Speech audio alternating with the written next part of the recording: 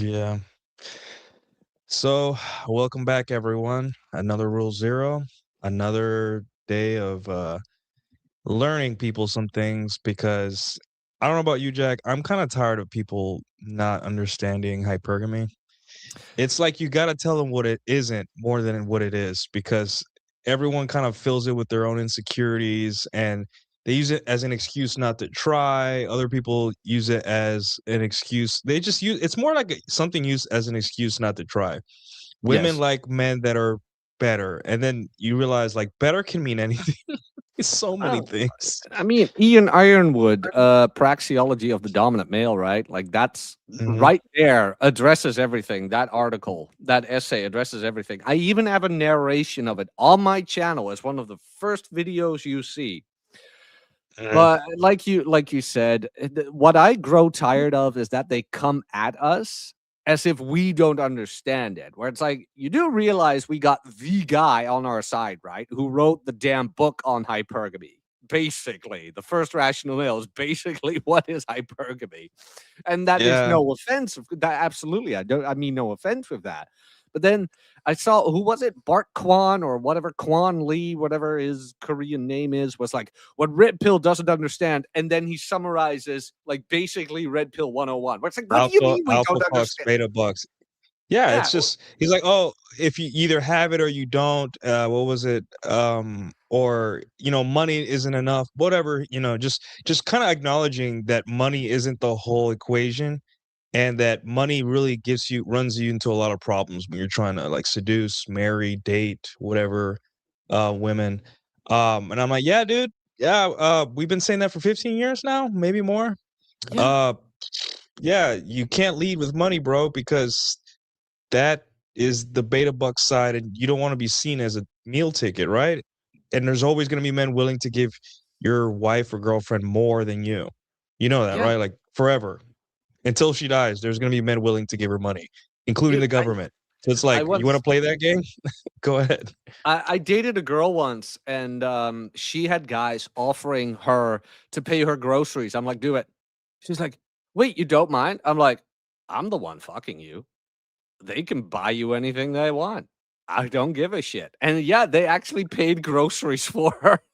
And I told her Yeah. like, "Hey, could you make sure they get this as well?" And she's like, "Okay." Got her Ben and Jerry's. Meanwhile, I was the one who was eating it. It's like the money thing doesn't matter. The girl I'm dating now earns more than I do. Well, let's not get in the girl you're Same. dating. Same. Let's not get Well, the thing into is, it. I think it's funny because what happens now is that, a lot of guys who in the past they would have gotten by just having a 9 to 5 and drinking Miller Lights on the couch, right? They think that they're mad that that doesn't work anymore. And I'm like, okay, well, again, first off, you don't get to decide how things should work, right? Like you can't sit back and be like, it's the system's broken. It's not broken. It's just the game has changed, Gravity right? should go up, not down. It's like, Exactly.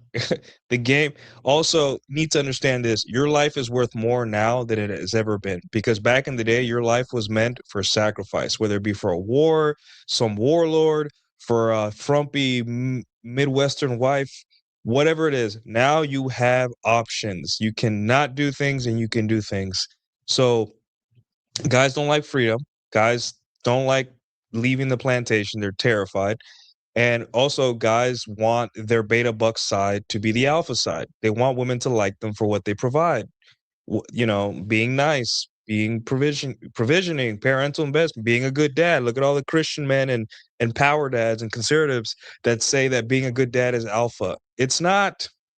no. It's It no. It's arousal, the alpha side, like the attractive side to all of hypergamy is basically summed down to arousal. The cool, getting her What wet, makes her wet? yeah, what makes her wet? The exciting guy. That's it. Now, you can be the provisioning guy, you can provide, you can be a good dad and whatever. However, that does not exclude you from needing to be awesome or sexy or hot. HAWT. It doesn't. It really doesn't. But that part is also a mindset part because I know guys who are like the great dad, whatever, and they're ripped to the bones, like that ginger guy. What's his name? Although he turned out to be pretty based as well. He had all these affairs going on and whatever. Meanwhile, he's got his wife at home, pregnant and barefoot. Where it's like, oh, see, fame does that to people.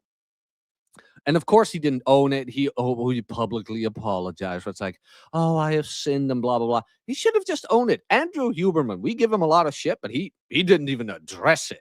Like it turned out he had like Huber women in every state or something. He just never addressed it. It's like, Yeah. the And this is the thing, right? Like there is a double life that these people lead in terms of how they present themselves and their understanding of intersexual dynamics and how it actually goes down. And we're just the ones that call it out, right? Like and Andrew Huberman, he probably knows how the game works, oh yeah. right? But he's not going to go on his podcast and say it. And if he does, it's going to be with like very carefully written in scientific language, kind of third person looking at the outside in when I'm like, no, dude, you're living it, and you're living it to the extreme, and you're giving it out. We're just saying, hey, we've lived this, and we're telling you how it works, and people are like, that, you guys are degenerates. I'm like, no, even man, the Pope has some bitches. He probably won't have sex with them, but I bet you the Pope, there's women that want to sleep with the Pope. Did you You know know? what I'm Do saying? you remember? Do you remember? What was it? A while back, it was this past year. They found the official Pope Instagram channel responding to Instagram thoughts in the comment Oh section. yeah, was that real? Was that real? I don't know. I like to think it's real. It's funny. It's funny, Hey, the Pope wants to get some too, which is fine. Which is fine. Yeah, I mean, can you blame him? All right, so I made a little PowerPoint here. Oh, look at that. It looks Until like the yeah, live stream. yeah. So essentially, we're gonna talk. Today's topic, guys, is the misconceptions of hypergamy. No one understands this shit. There's guys that have come close. I think Homath, for all his anxiety riddled Oh content. Lord, yeah. That guy needs to get a blowjob. Yeah, he's he kind of gets it, but he doesn't, right? Because he understands that he doesn't understand like that it changes. Like Rollo talks about, the different cycles of the proliferative phase, the luteal phase, all that stuff. He doesn't understand that like during certain parts of the month, women need more of the alpha side than they do the beta, so on and so forth. Um, and during different parts of her life, it changes. Mhm. And also, not all women are equally need the alpha as much as they need the beta. Some women come with lots of money already, and all they need is for you to be hot, and that's it, Yeah. right? And there's some women that come from a poor background, they made it themselves, but they need you to have more money because that's just their specific situation. But it's still all under hypergamy. So, And also, um, yeah, hypergamy go is ahead. very situational and geographical related. Yes, yes, I know. We have the global sexual marketplace. Trust me, I've participated in it. I am very well of its existence. Mhm. How, in general, it is about the best available option in her direct proximity. So yeah, online dating is a thing, but how far does she have her settings? A lot of women don't Mhm. aren't too keen on traveling too far. Where does she go out? Um, where does she hang out? Who does she hang out with? All of that is relevant to her um interactions with her best available options. Oh, but girls get hit up on by NFL players all the time. No, they don't. There's a specific niche group of women who get hit up on by NFL players, and they're not the majority of women. They really aren't.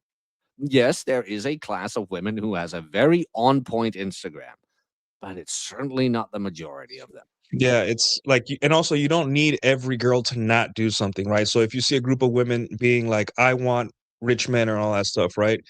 A lot of guys think, well, I need to be rich. I'm like, no, here's the thing, dude. You lack interface with the real world. I'm not like women are impressed by extreme shows of money just like you are. If someone pulls out with a Lambo, I'm gonna turn up my head and be like, oh, cool, look, a Lambo. Right. But here's the thing. they are maxing the beta buck side of hypergamy. That may get the beta buck side may get your foot in the door, but if you don't at some point show arousal, then those some women will have sex with you, but they, dude, it's just gonna be a pay to play. And you know what's worse? At least guys that pay to play, they get the freedom to go pay to play with other women or do other things, right? Yeah. When you pay to play a relationship with a woman, you're bound to her legally. Once you have sex with a girl, you're bound to her legally. She's gonna be entitled because the more you give women, the more entitled they get. That's why a lot of guys don't understand, like, how do these super turbo alphas like Elon Musk and all that stuff, how come they can't keep their women in line? Because if you give a woman $1 million long enough, she's gonna expect $1 million forever because that's how women are. It just goes up. And So and if you guys bet on the beta buck side of hypergamy for your relationships, all you're gonna do is a lifelong subscription service of I'm in where is my money? You work for me now. So and do mhm. you want that? Right? And some women can't even keep a line for $40 million. Ashley St. Clair much. All she had to do was just shut up. And Elon would have taken care of everything. You get the baby money, you get everything. 40 million And we're right gonna here. In the and we're gonna talk about how a lot of guys think that men are hypergamous too, or academics, and it's like not true. Um, No, and it's that's different. why to us, when we see a woman like Ashley St. Clair get pregnant, we're just like, damn, man.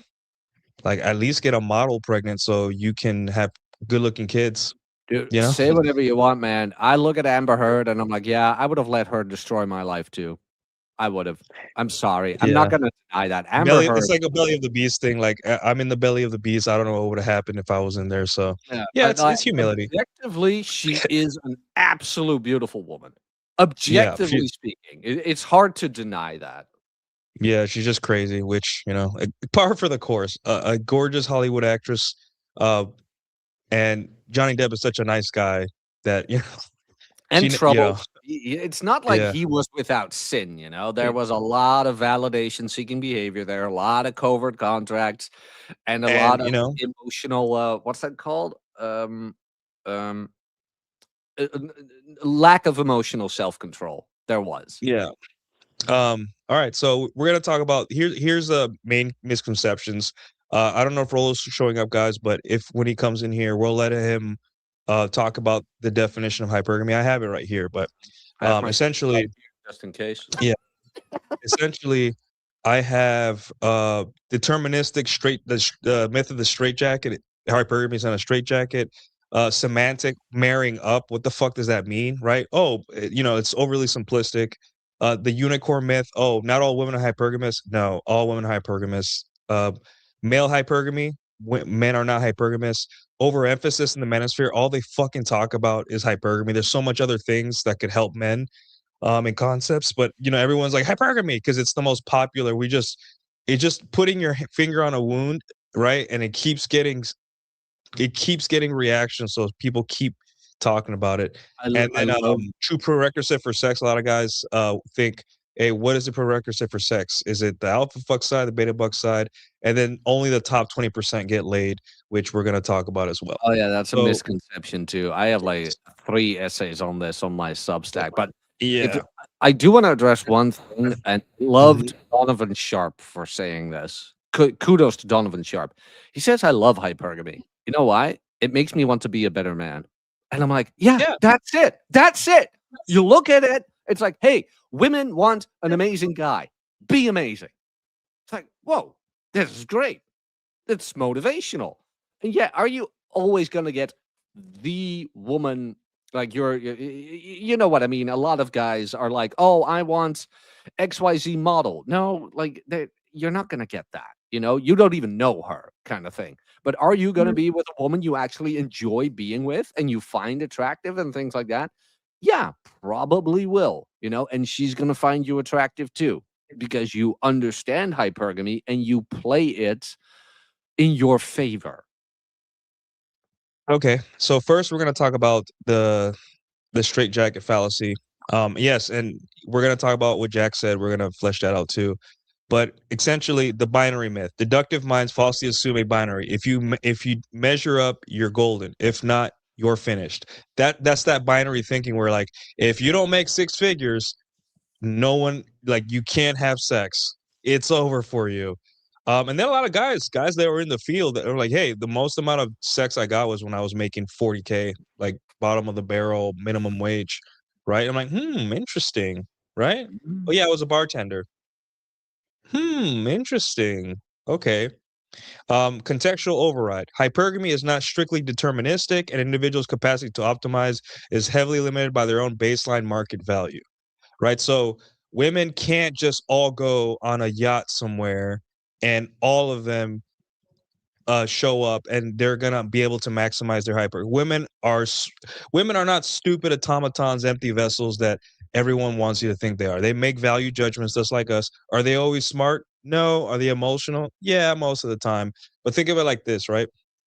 A lot of women have seen other women sleep with rich men or clouded men, and they said, yeah, he sucked in bed, or he was a dork, or he keeps trying to buy me stuff, right? And here you are, you're dating and you have multiple women into you, and you're just like, wait a minute, I'm not doing any of those things. Yeah, dude, it's because you're doing the alpha side. You're fucking her really good. You have boundaries. You know how to run dread, and all that stuff is worth more than its weight in gold. Literally, literally. So, Mhm. I told you um, about the and then Beatles cover band, right? I think you did. If you want to go ahead and tell me again. Oh yeah, so there was we had a local pub back in my hometown, and they had a Beatles cover band, and were from the U.S. And yes, that irony is not lost on me. But the guitar player singer had a girlfriend, and she and I just hit it off right away. And I'm not gonna lie, we got to she had something on her phone. I'm like, "Whoa, is that Pokemon?" She's like, "Yeah." I'm like, "Yeah, I still got my like childhood card collection. You want to see it?" She's like, "Sure." Yes, that actually worked. Yeah. And, like, we were Um, at home and we start making out and things like that, and then later on, I was like, "I gotta ask, what about your boyfriend?" She's like, "Yeah, he buys me things and he travels me around and he really loves me, but, you know, I love him, but I'm not really in love with him." And I'm like, mhm, "And there you have it." I didn't understand at the time, but looking back now, it's like, "And there you have it." He bought his way into her.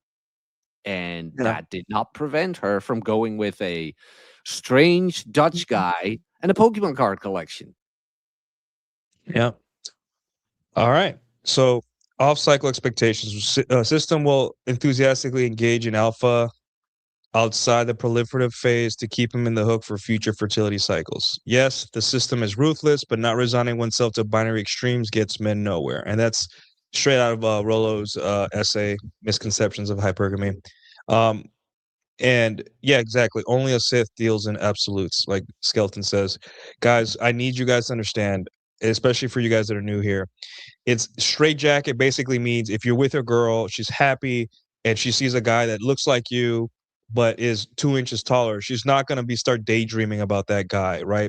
Stop with that anxiety shit. That is what these fucking podcasters don't understand about, like the whole mass of the world and the if you guys search hypergamy right now on YouTube, it's either like it doesn't exist or it's the end of all things. I'm like, if guys understood this one misconception, this one, they would there all of this complex of the hypergamy anxiety complex would go away for good.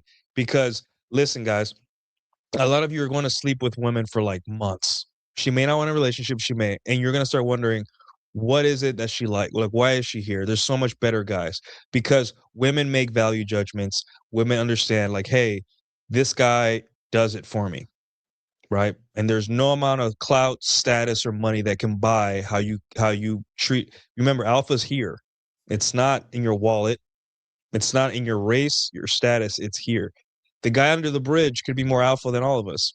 Who the fuck knows? You know, There's a lot he of could have the alphas in dog in him more prison. than I do. So, Mhm.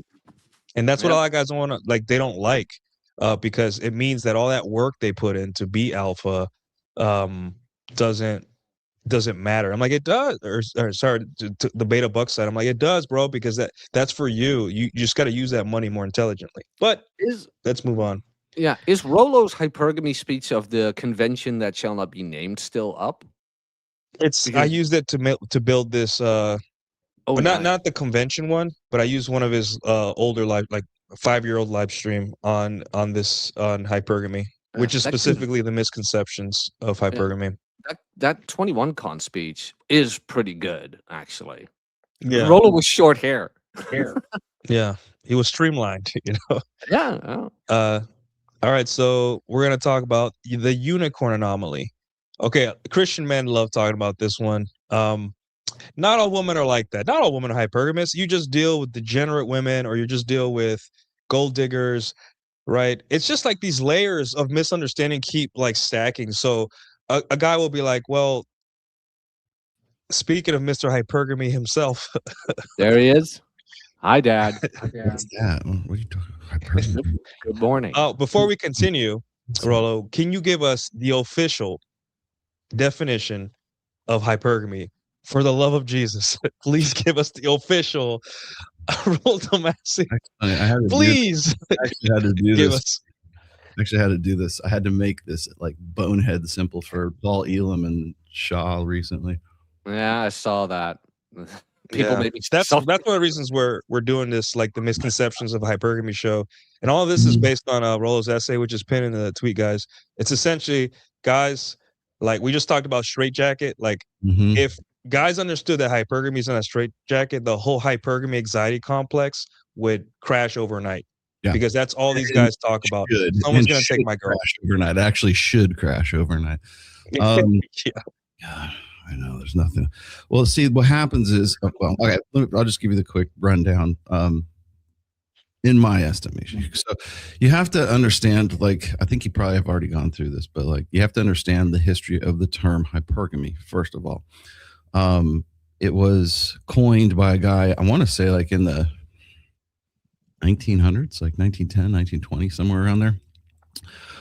Guy who was doing studies on the caste system in India at the time, and noticed an interesting trend that the women from lower castes wanted to marry into the upper class.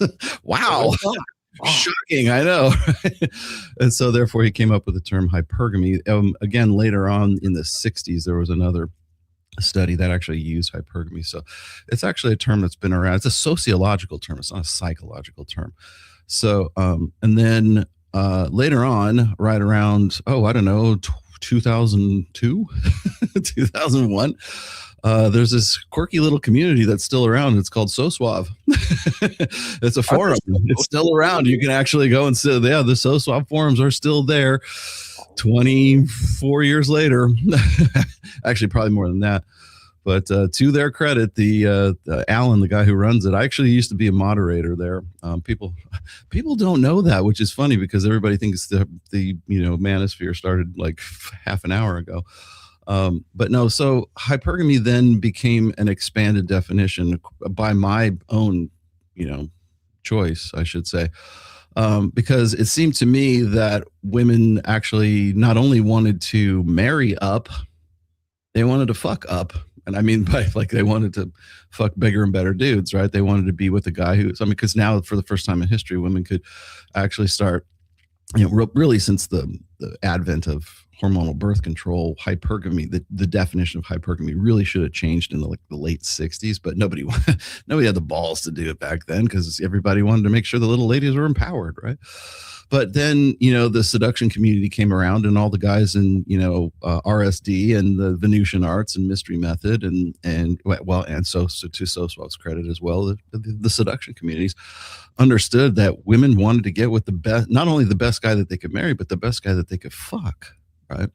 And because it was, it sort of took into account what nobody really understood, but now we do, a mating strategy called dual mating strategy.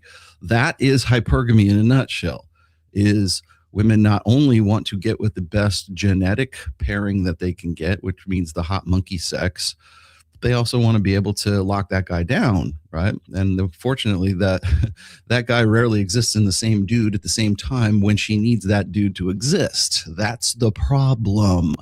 So, far be it from Rollo Tomasi, this, scumbag pickup artist to, redefine hypergamy. He doesn't have a DR. He doesn't have a doctorate in front of his. Okay, well, fine. Go get Dr. Peterson, Jordan Peterson, who's actually used that terminology before. I saw his speech. It's rough. It's a rough speech. Yeah. When Peterson says it, Peterson talks, everyone listens, right? It's H&R Block.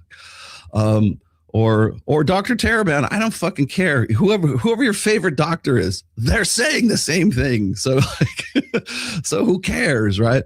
It's really boils down to dual mating strategy is what it is. Alpha fucks, beta bucks. That is, in a nutshell, that is, like, people hate that term.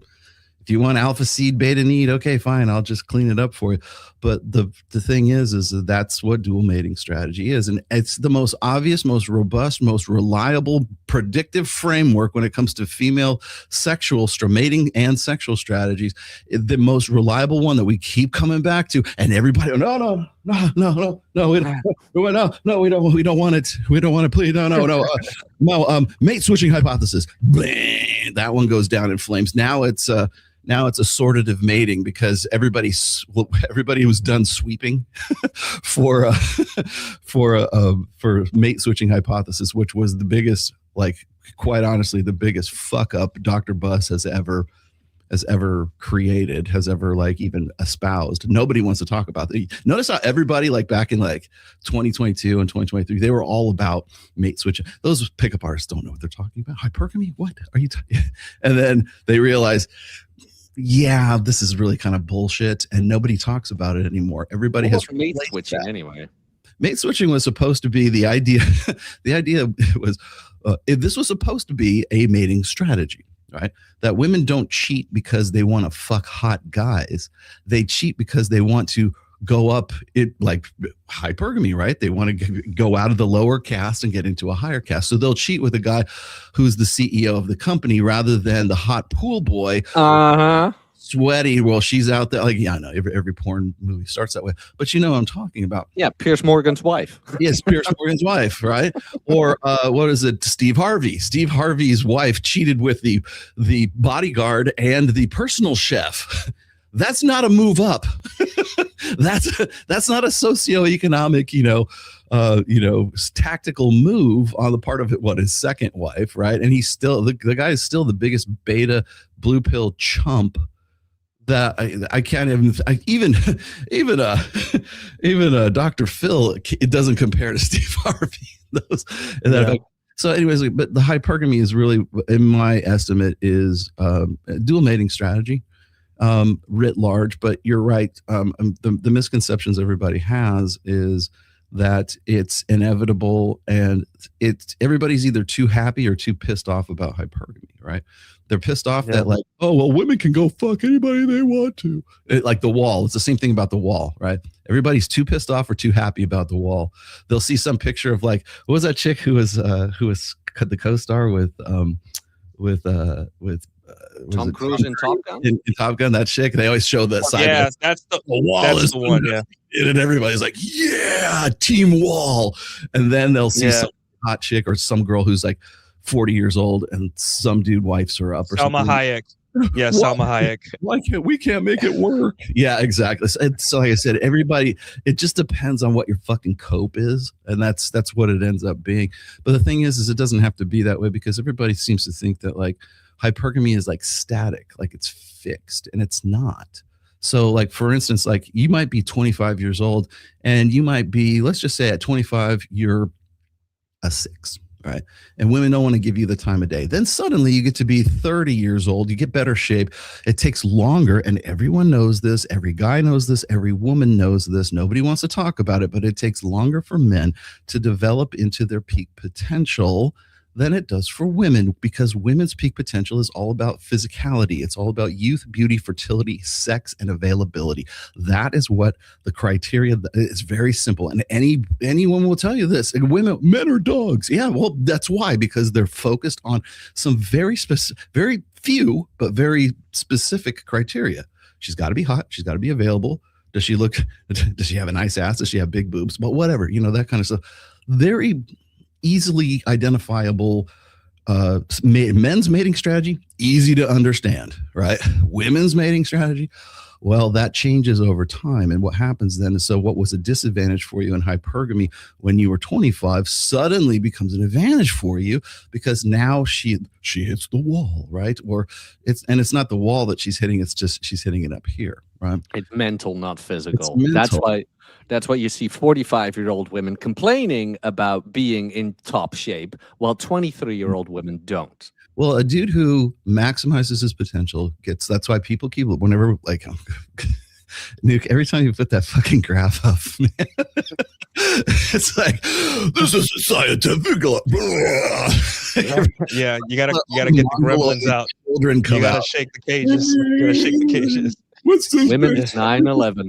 Grog Women, is true. Yeah, that chart is paying for my dog's vet bill, Rolo. So thanks.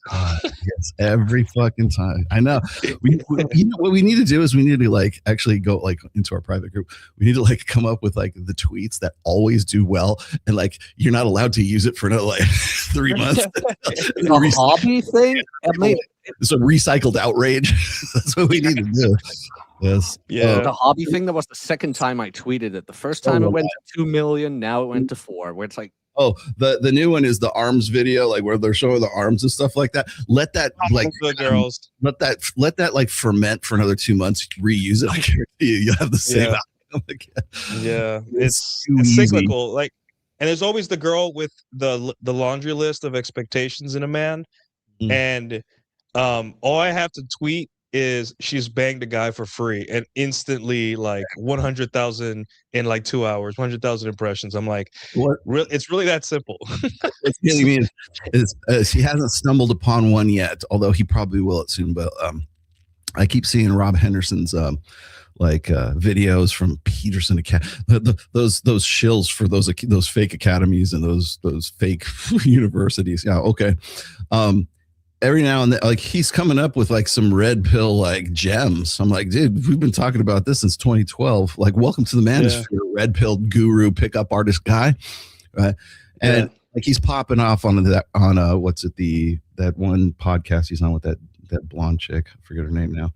The Unspeakeasy is what it's called.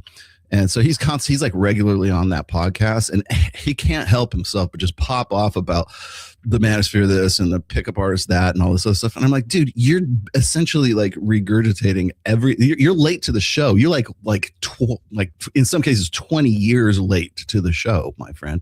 And he thinks it's novel and it's okay when he says it, but it's not okay when I say it. So fuck him. But like the thing is like, there's certain themes that keep getting like recycled that will always play. Like Rich Cooper when he goes, ladies, if you want to keep a man, here's 7 things to keep a man. And it's always Instantly viral. Long hair, learn to cook, stay in shape, fuck your man. What like it's just sometimes they're reordered a little bit. Yeah, the age gap one. The age gap one does always well. Like whatever celebrity, you just gotta this is what you do, guys. You go on Google News or and then you look up whatever your favorite celebrity is and look up their current girlfriend. And even if it was 6 months ago, just say, "Oh, Leo's girlfriend was born when Leo made Titanic."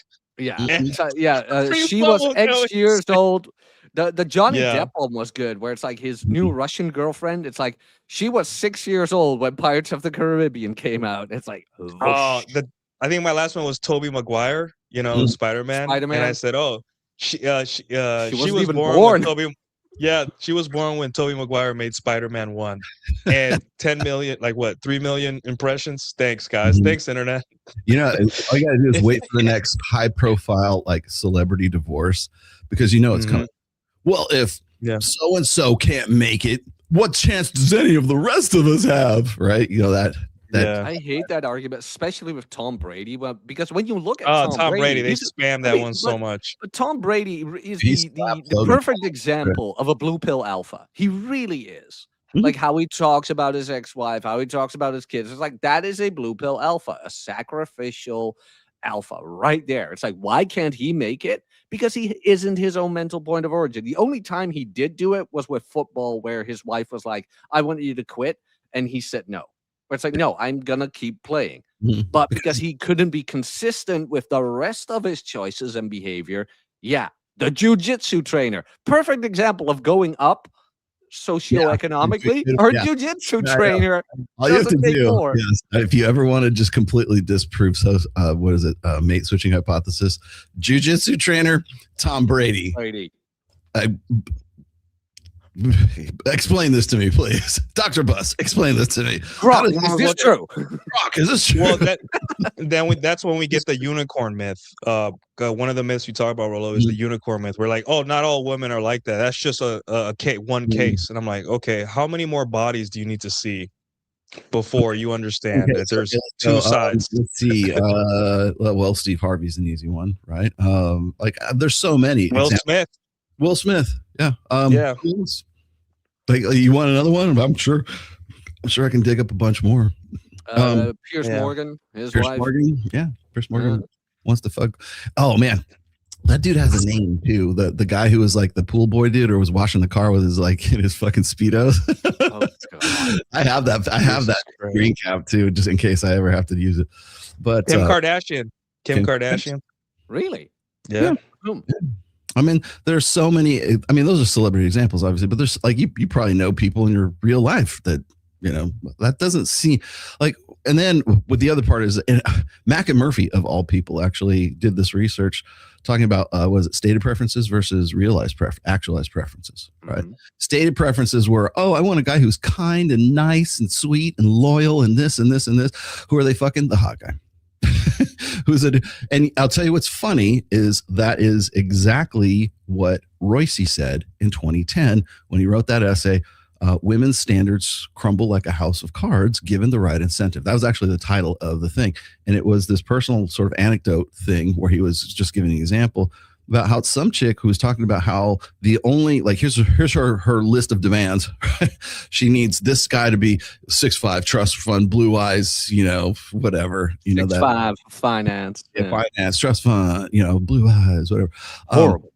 This whole thing, and then like 2 weeks later, 3 weeks later, she's got a new boyfriend, and he might have qualified for 2 of the 14 things that were on that criteria list, right?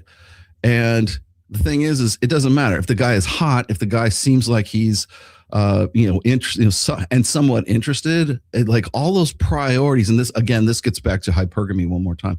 Is all those lists of the demands, a hostage negotiation. I need a guy like this. He's got to be 6 foot tall. He's got to have this. He's got to have that. And don't tell me the odds.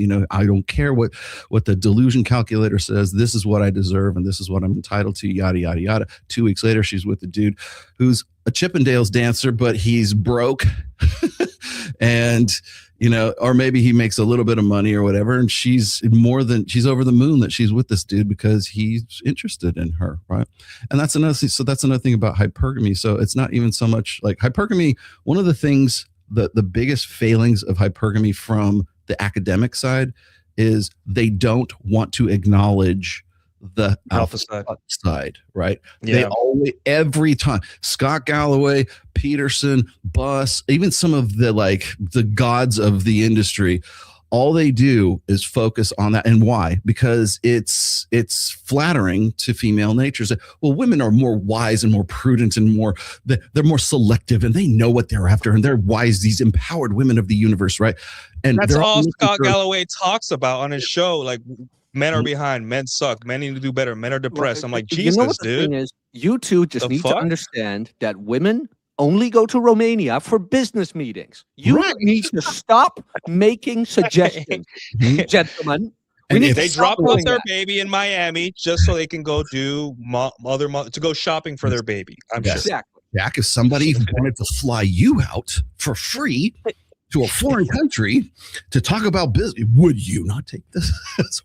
Would you not? What are you offering, Rolo? Where is it going? What are you trying to say here? Yes, I would, sir. No problem. It's finally happening. But he's a human trafficker. I didn't see anything. and all those school teachers and all those school teachers that somehow got through all those levels of education. There's they're another touching little boys. Yeah, they're touching little boys because they're crazy. It isn't because of some kind right, of built-in, hybristophilia. dynamic. What's that? Right. Yeah, just because they get letters. Yes, those are all nails in the coffin of mate switching hypothesis. By the way, hybristophilia, nail in the coffin. What is it? The epidemic of female teachers. Like, was it 79 in 2024, 91 in 2025? Individual cases. You're going to tell me they're cheating on their husbands with the 15-year-old boy in their class because she wants to move up socioeconomically? Get the fuck out of here. How many this year so far? What am I listening to? Like, get the fuck out. Oh, Now we know of how many other. How about the ones that don't go reported? We're up to 39. We're almost up to 40 right now, which actually we're actually kind of taking. It's kind of slacked off, or else I'm not hearing about it as much now.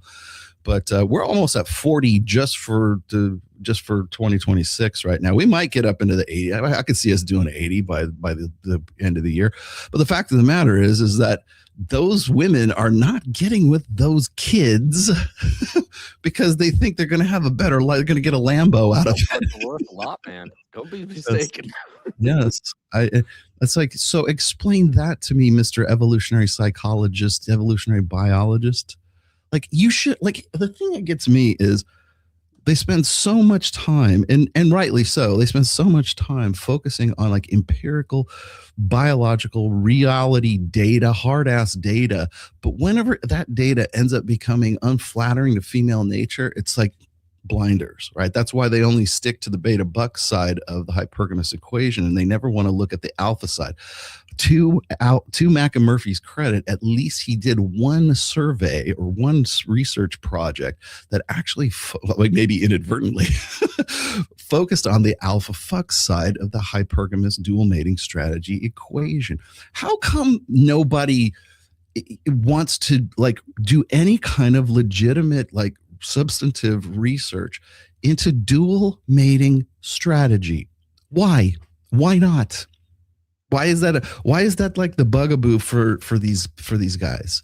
Well, because it's unflattering to female nature. And if you say anything that even hints at it right now, you're a misogynist. You're one of those red pill guys. You're one of those manosphere dudes. Do you agree with Andrew Tate? No, I'm doing research and this is what came up, and it looks, could be pretty unflattering for women, but women are wonderful, right? There's the women are wonderful effect that goes along with that. But as far as like the misconceptions about hypergamy, that's one. When you only focus on one side. Now, that's the evolutionary psychology side. Then there's the incel side, which is only 20% is on the alpha fuck side. All it does is focus on the alpha fuck. I'll never be hot. I'll never be good. I need to look like clavicular. Clavicular is the perfect product of guys just focusing on the alpha fuck side of the hypergamous equation, or the dual mating strategy, however you want to call it, right? I would push against that a bit. Where it's like they go all in one way, or they go all in the other way. Man, like, he only has the looks thing. Like, did you see him in Paris? It's like the girls looked at him like, "What the fuck are you?" Like, the guy has. He's going to GeoMax, which means he's going to be a passport bro, right? It didn't work out for you very well in France, man. But I mean, he's got the looks and the status. Yes, he has, but like, take that away, and what do you have? Everything he is came out of a tube. I had to put that in there. You know the reference, but it's like, status is also a big one, by the way. If you like, that's crack cocaine for women. Status. Like, look at Asmund right now with his Asian wife. He's so annoyed by her.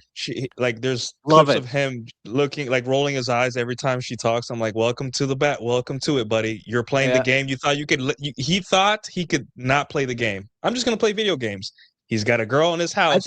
I think he knows though. Like, he's been open about his previous relationships. He's like, the shit I had to deal with, man. It's like, and they just won't let me play. But where was I going with this? I don't think Clav maximized the alpha fuck side of it completely. Yeah, he focused on the looks and the status. Well, one aspect where's the excitement of it, part? Where's the excitement part? Because most girls go after him for his status and looks, which, hey, fair. I'd love to have that. Not gonna lie, would be game on easy mode. But then you see him play outside of his arena, and it all falls down. If that makes sense, Mhm. he wouldn't make it as the pool boy alone. No, of course not. No, but Clav is a product.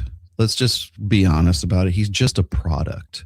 And as Mhm. soon as people are done with that product, they'll move on to another product. Because that's his whole shtick is like when people like refer to him as being in the manosphere or being the red pill, I'm like, he is in no way a representative of the manosphere or red pill, whatever. He is a product of Peter Thiel. He's a product of Kick. He's a product of whoever's bankrolling him. He's just the product. And that's why he can get like I can remember when I was was it Christmas Eve, and I was in the hospital because I just had my surgery and everything. And I'm looking I'm like, okay, I'm finally aware now. I'm awake enough to see what's going on. Clav ran over a dude with a cyber truck. And I'm like, oh man, this is the end of Clav, right? No, it's not. You literally clavicular manslaughter, right? Like he's not. Then he goes to Scottsdale and gets popped for using a fake ID at a club in Scottsdale because he was only like 19 or 20, right? But he's not getting arraigned. He doesn't have to go back to Scottsdale to face trial for, I mean, maybe it's a misdemeanor or a felony. I don't know what it is in the state of Arizona.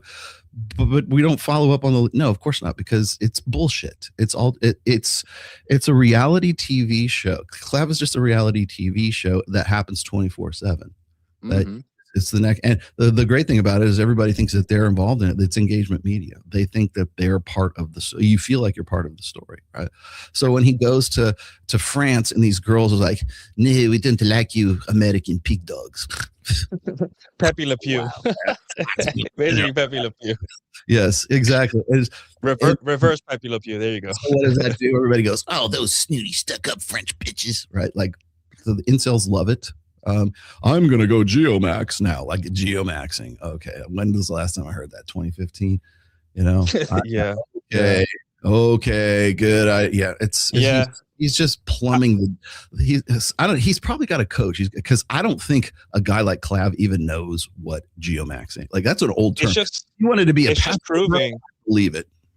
Yeah, it's just proving that alpha is a mindset, and that's what a lot of guys understand. Like you could have the looks, you could have everything, but if you don't have the mindset to go with it, listen to Tommy Lee on Joe Rogan. Did you listen to that one, Rolo? No, I didn't watch that one.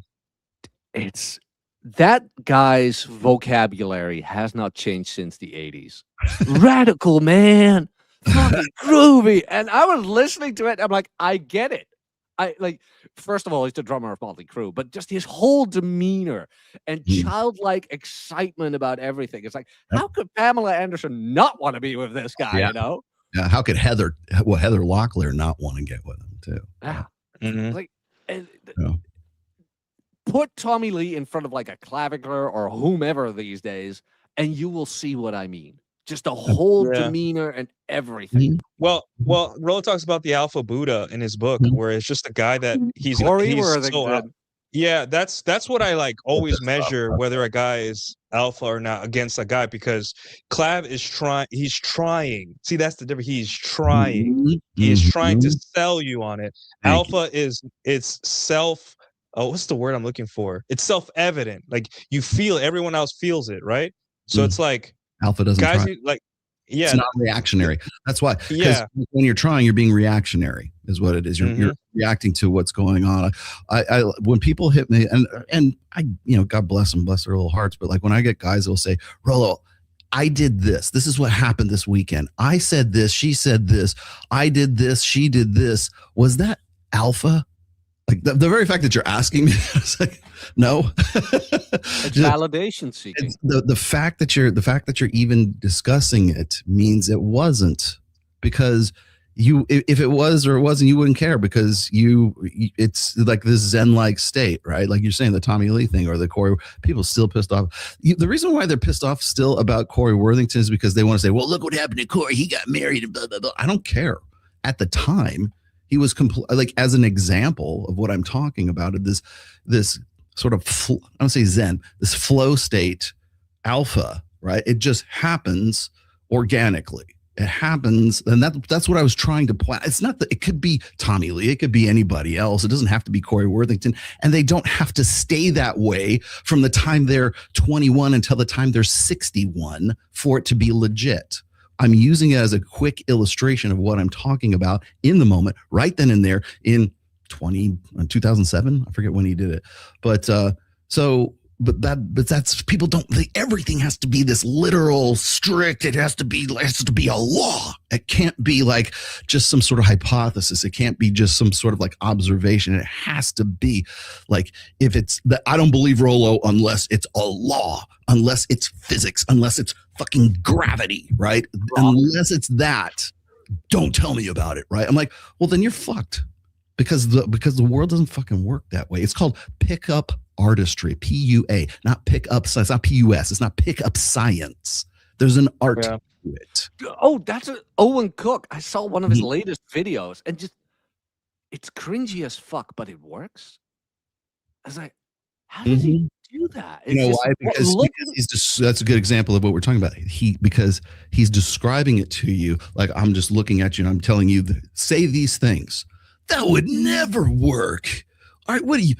Okay, boomer. Like it's this. It sounds bad. I understand, because it sounds like crazy to me. Like I have this. Was it Mystery actually gave me a few of his his PDFs, his books and stuff like that when I did the interview with him last year. And so he has this one. He has this one that's like a list of like. Well, he has one that's neg hits, right? Well, that one's an old one, but he has another one that's based on gambits or openers, or so it's called Hey Guys. Something like, hey guys, ... right? Which is how he opens, like, hey guys, did you see the fight that was outside the club? Like that kind of stuff. Yes. They're canned lines, right? But you're not supposed to just say them verbatim and chicks will spread their leg. Oh, it really fucked me. Like that's what bonehead autistic spurgs think it's supposed to work like, and that's not what it's meant. It's just, you got to use you got to modify them. Their ideas or suggestions, like try this, but make it yours. It's like improvisational theater. It's a canvas. You just paint your own thing. They give you the colors. But you get to go and sort of decide what the script is for yourself, right? People like I don't know if it's something with Gen Z, like growing up behind tablets or whatever, but it's just this. And it is the most annoying fucking part of like that generation is like everything is literal. And if the magic pill doesn't do everything that's listed on the fucking brochure, then you're a fraud. It's not worth it. You give me my $3,000 back, right? That's the whole thing, right? I don't want to disappoint people, but I looked at So Suave, like, what's the latest thing posted? And it's about Mystery's latest book, which is about his AI girlfriend. It's like, yeah. And again, that's meant to sell. It's a product. Yeah. But I mean, we could separate the work from the artist. Yeah. I mean, when you like Mystery on that show that you did, Mystery is one of those types, like he could be a Motley, well, not in Motley Crue per se, but you know what I mean. Yeah, well, he's definitely in a flow state. I've seen him actually in the clubs. I've seen him go to work, right? I've seen him do his things. Shit, he's been on Access Vegas, and the chicks like turn on to him because he knows he knows, like, he's the greatest thing about Mystery, and I don't know if he actually acknowledges this even, right? The greatest thing about Mystery is he has this like innate ability to read a woman on sight. And maybe it comes from experience, but if he sees a chick, sees what she's wearing, listens to her vocal intonations, does she have an accent? How old is this chick? He can do an instant read of that. He's probably really good at cold reads. Most magicians are, right? But he's really good at cold reads. He can tell you what that chick is about within like 3 minutes of meeting this chick, and then has already leveraged what he knows about that girl to like work it into a conversation, and she's already enraptured because he's just really good at that. It's like when you go to like a carnival or something, and then there's these guys who could guess your weight, or they'll guess what your birth year is just by looking at you, or within like 2 minutes of conversation with you, they can tell you within an accuracy of like 2 years, like what your birth year is, or like psychic readers and tarot card readers and stuff like that. They're really good at cold reads. and they can tell you, like, they just flatter you basically, but they have to flatter you based on something that they already know that's true about yourself, and they're good at reading that. Same thing, like the master Astrology, shit crack. Yeah. Yeah. I've had people All guess about the my read. astrology sign within like a minute of meeting me. That was kind of weird. Where it's like, how did you guess that? It's like, oh, you're just a typical. It's like, god damn it. Yeah, but Turned that's out to be true, though. that's the difference between playing the game and knowing that you're playing a game. And as like Nuke was saying just a minute ago, it's the trying part. It's the try hard part, right? If women figure, like, what was that recently? I don't have the picture here. Recently I was talking about the dad bod versus the built bod. The guy is the same dude, right? He just shows you the before and after shots of him, and he's like all soft and doughy in the left picture, and then like he's down to 8% body fat in the one on the right, and it took him like 8 months to a year, maybe a little more than that, to get to that. And he's proud of himself, so he's showing it off. And of course, what is the first thing anybody ever says? Oh, you look like one on the left. You were fat and doughy. No, he didn't. No, but the thing is and I made this point when I was talking on my last show. The thing is like, if the guy that you see is doing like most muscular and he's like doing, he's flexing on you, stuff like that, he's trying to get you as a woman to be attracted to him. Hey, check out these fucking guns. Oh, only other guys like that, not women, right? No, women do. They just don't like it when you do this. If you're just walking down the beach and you got a loose fit, you got a tight fitting shirt on or whatever, you're just hanging out and you're just walking. It's just casual. You're having a beer at some, I don't know, some tiki bar down at the beach or something like that. You're not trying to do anything. You're just walking by. And then the fat guy that you used to be also walks by in the same outfit. She's not looking at the fat, doughy dude. She's looking at the hot guy that just casually, nonchalantly walked by. This has a word, Rolo. Now, what you're talking about, it's called the female gaze versus the male gaze, where like women are like, I don't like when guys flex, but they're like, there's like a lot of photography coaches that are like, hey, this is how you take a picture. Instead of flexing in the mirror or flexing at the beach, just a picture of you playing frisbee with your friends, like a candid, right? Yeah. Or instead of you kind of like putting in the forefront, like, look, this is my dog, look this, look that, just a picture of you walking third person where it looks like your day-to-day life and your guns are out, you're just not flexing. It's evident that you're in shape, but you're not assuming that they should validate you. And I think that's what you're talking about. It's funny you should say. I should go dig this picture up. I have one here. I did this photo shoot with Mike Tang, who's a good friend of mine. He's probably one of the, when it comes to like female influencers and like OnlyFans girls, porn stars, he's shot like a Bella Danger before. He's shot a lot of chicks, right? But she's the college porn star, right? Yeah, one of them. All right, I'm looking her up right now. Bella Danger, a Bella Danger. Don't worry, I won't put her on the screen. Yeah, do you still have that old photo of you with that bass guitar where you were like, how old? Oh, I was 27 in that. 26. Really? Yeah. That was before I was married, so yeah, probably 26 or 27. I mean, you got huge arms in that too. Yeah, I mean, I've always been kind of built for most of my life. My brother used to be an amateur circuit bodybuilder. He was trying to get his pro card back in like the early to mid 90s. And I was never interested in competing, but like when you play on stage and when you're a fucking show off and you're vain like me, you go to the gym. And my brother, I always had a free gym membership because my brother worked at a gym and he would like say, come and work out. And so that was just something me and him used to do all the time. And so I was always in somewhat good shape for most of my life. Still, I'd like to think I'm in top shape right now at 58. So, but no, the thing is I have this one the reason I was bringing up Mike Tang is because I will do every year, maybe every other year, I'll do a new photo, like a straight up, promo photo shoot with him, sometimes with Mike. But I did this one back in 2022 and he has this it's called The Jungle. His whole house is like dedicated. Every room in the house is basically a photo, studio. Wow. And the backyard is called The Jungle, right? And it's because it's literally a jungle. And so I was in the jungle and he was shooting some stuff outside and like he'll tell you what looks good and what doesn't, like take your shirt off, leave your shirt on, do this, do that kind of thing. And it came out with some really, really killer shots. Every time I do like the last one I did with him was in December of 2025. Yeah, 2024. But he just does really good work. But the best shots that I have are when I don't even know he's shooting. Like when I'm just walking by, and he'll just, because it might even be his like pro camera, because he keeps a pro camera and then he keeps some kind of like, you know, dog beater camera just for like casuals and stuff like that. And so, but those end up being the ones, if I post them on Instagram, chicks will go, it's fire, right? But if I post the one where I'm like, you know, hanging out and I'm looking at the you know, I'm trying to pose, you know, women will still find it attractive, but like those are the shots that guys will go, what are you, an old man? What are you flexing? Why would you, like who cares about you? You're so irrelevant. But like those are the ones that piss people off, is when you actually post pictures. But I can't post anything without people getting pissed off anyways.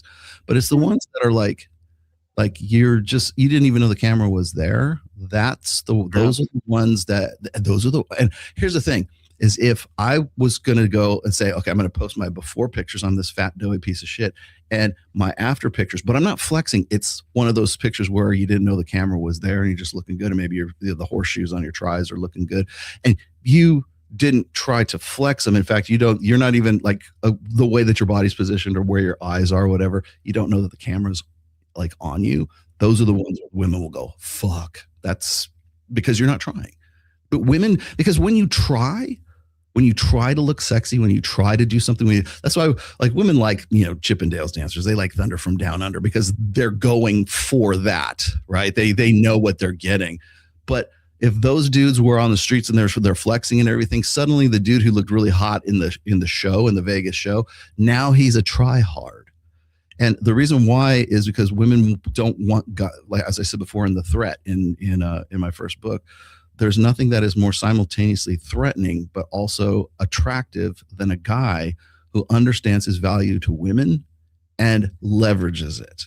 And it's in that leverages it part that's where the try hard like lives and dies.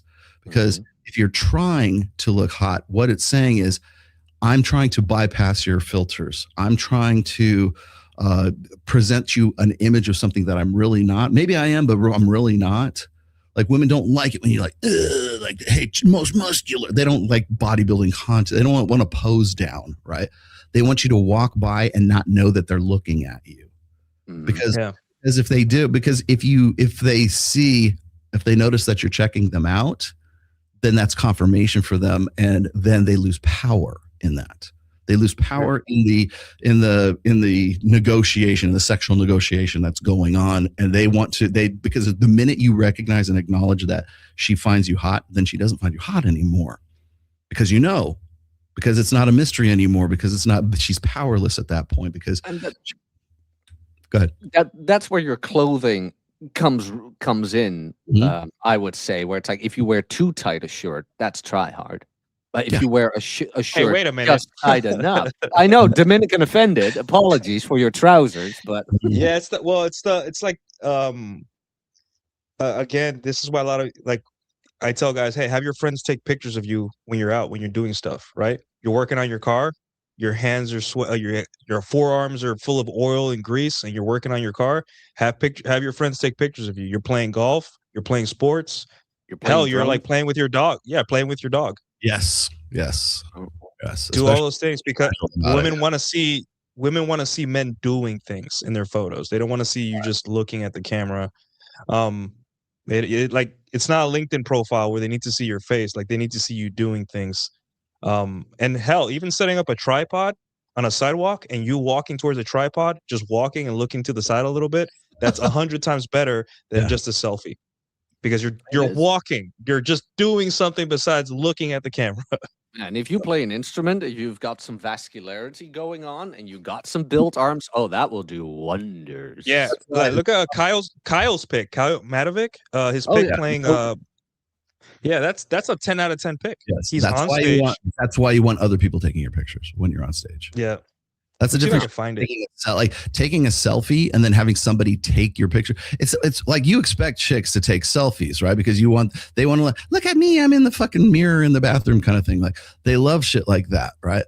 But if you're a dude, like imagine you're a dude and you're taking like bathroom selfies, like that's a different vibe than if a woman is doing that, because that guy is trying hard. He's trying. Oh, you're just like a bitch, man. I can't believe you, right? Well, why would we say that? Because only women do that. Well, why do only women do that? Because they don't have to worry about trying hard. That's what's expected of them. They're expected to do shit like that. Yeah. No, basically. And like it also tells you like, don't you have friends kind of thing? Don't Yeah. you have anybody who can help you with that? And Watson even Yeah. always told me, like, always make it look candid, because when he did back in the day, when he helped me out with the online dating profile with taking photos, because he used to do graphic design, he always looked like, just do things. As soon as you pose, the photo becomes unnatural, it becomes like fake. Do things. And Yep. it worked like mad. I Yeah. remember Carl's essay was good on this too. There's a whole, I hate to say it, but there's like this whole science to like having the right picture on Instagram, right? Like you don't want to be on there with your family vacation, right? You don't want to be on there like if you go through like Mike Sartain's like Men of Action, one of the first things they'll tell you is like, when you're curating your images, like first of all, you don't want more than like a dozen, maybe 24 pictures in your gallery, and that's it. Like you don't want to inundate people with pictures.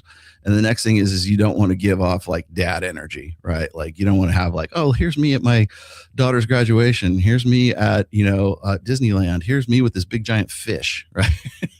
Here's me at work at a computer typing away. Yeah, exactly. Here's me doing like mundane, stupid shit. No, they want to see you in rare, exotic, but like just like high barrier of entry. Yes. Yeah. That you have to give the impression that you have access to scarce resources. You have access to networks. You have to look good. You do have to actually have some physique to you. But and then again, you can't look like you're trying to do any of this. It all has to come off as being natural, which is why, you've got to have a professional photographer of some sorts.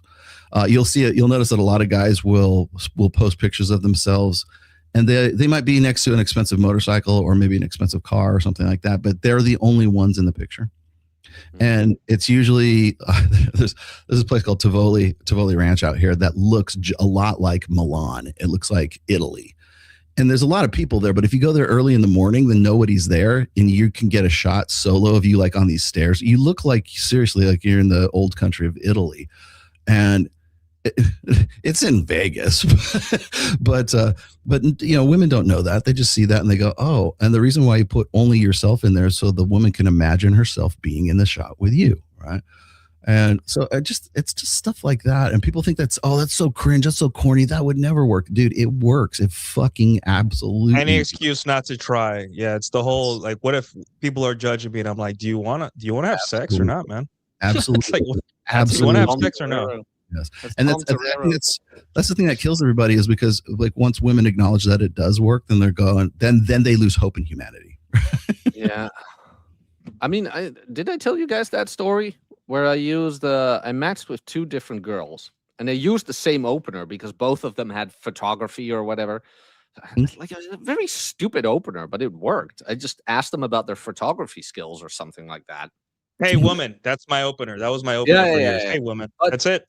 One of them, I had the date set and everything, and the other one I was still talking to. And then all of a sudden, the one I had the date set with, she's like, wait, do you know XYZ? I'm like, why are you asking? You want to go out together? She's like, did you use the same opener on us? I'm like, why are you asking? She was so pissed. And I'm like, what? Why are you even angry? But I'm like, later on, I'm like, oh, she's angry because now she understands shit. This works. She wasn't even angry at me. She was angry at herself for being quote unquote gullible, I guess. But it's like, yeah, well, I can't help it that all women are like that, It was just, it's openers really don't have to be hard. Find something in their profile you can hook into, make them talk about themselves. You mentioned mystery, right? You can read a person. What is reading a person? Flattering a person. That's even like online dating as well, Well, you have to have a social life. You can't just watch a video about YouTube about reading people. You have to like go out and have friends and interface with the world. I don't want to be the touch grass guy here, but you got to touch grass. No, but it's true. But I mean, mystery to me is a bit of an odd one out, because like he balances not looking like he's trying with trying very well because he does peacock like a motherfucker. Oh yeah, of course. Isn't the best game undistinguishable from like a normal conversation? That's like the It best is. game. Like Yeah, that's his other people solo can't even. realm. That's the whole thing right there. Here, show that picture real quick. But in his appearance, I mean. That's the one I'm talking about. Look at that. You're gonna put him on a romance novel. Put him on a romance novel. I didn't even know Mike was behind me when I because I'm pirate who swayed me. And so he was like, and this wasn't even on the pro shot. It was just like his candid shots, right? I put this on Instagram and like it was just like through the fucking roof for engagement. No that idea. is a good photo. No fucking idea he was even checking the shot.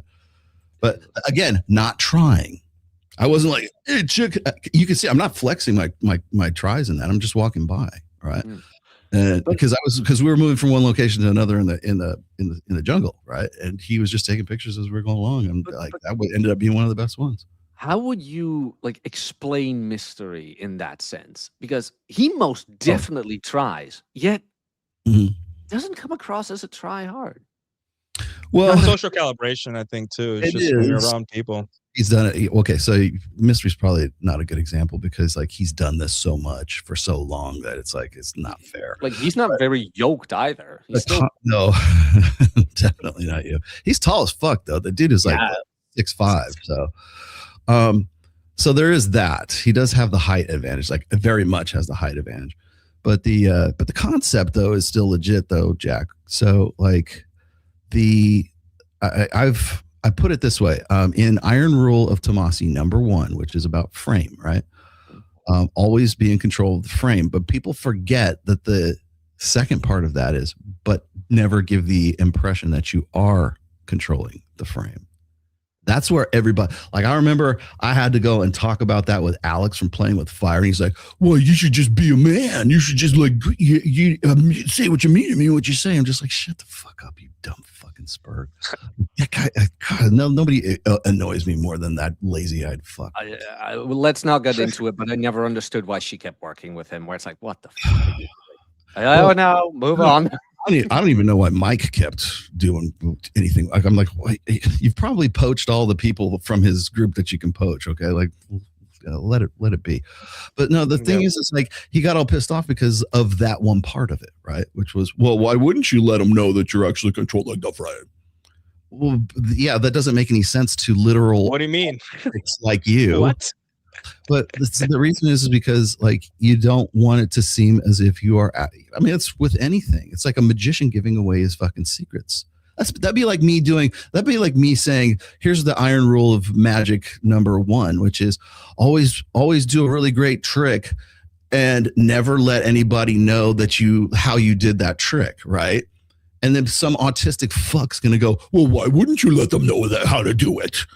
You know, because because it defeats the purpose of the fucking whole principle. Watch your blood pressure. But when you are, well, so it seems like it's deception, and it's not deception. It's what women want. They want it to seem like it's organic, like it's like. Remember when I tell you guys about like how, like if you more unplanned pregnancies come from makeup sex than date night sex, right? Like if you go and you have date night, it's like it's contrived, right? I'm going to go rent the jacuzzi suite at the Sands and I'm going to sprinkle rose petals throughout the bed and we're going to light some candles and some patchouli oil and all this other stuff and to put you right in the mood, baby, and everything. And you can wear this cheap lingerie from Walmart and you could take the kids to the sisters. Wow. And you can plan this whole fucking thing. And you know what? The sex is never going to be as good as, oh my God, I almost broke up with him. I better fuck his brains out. Let me flirt on the timeline and make sure my girlfriend sees it. Right.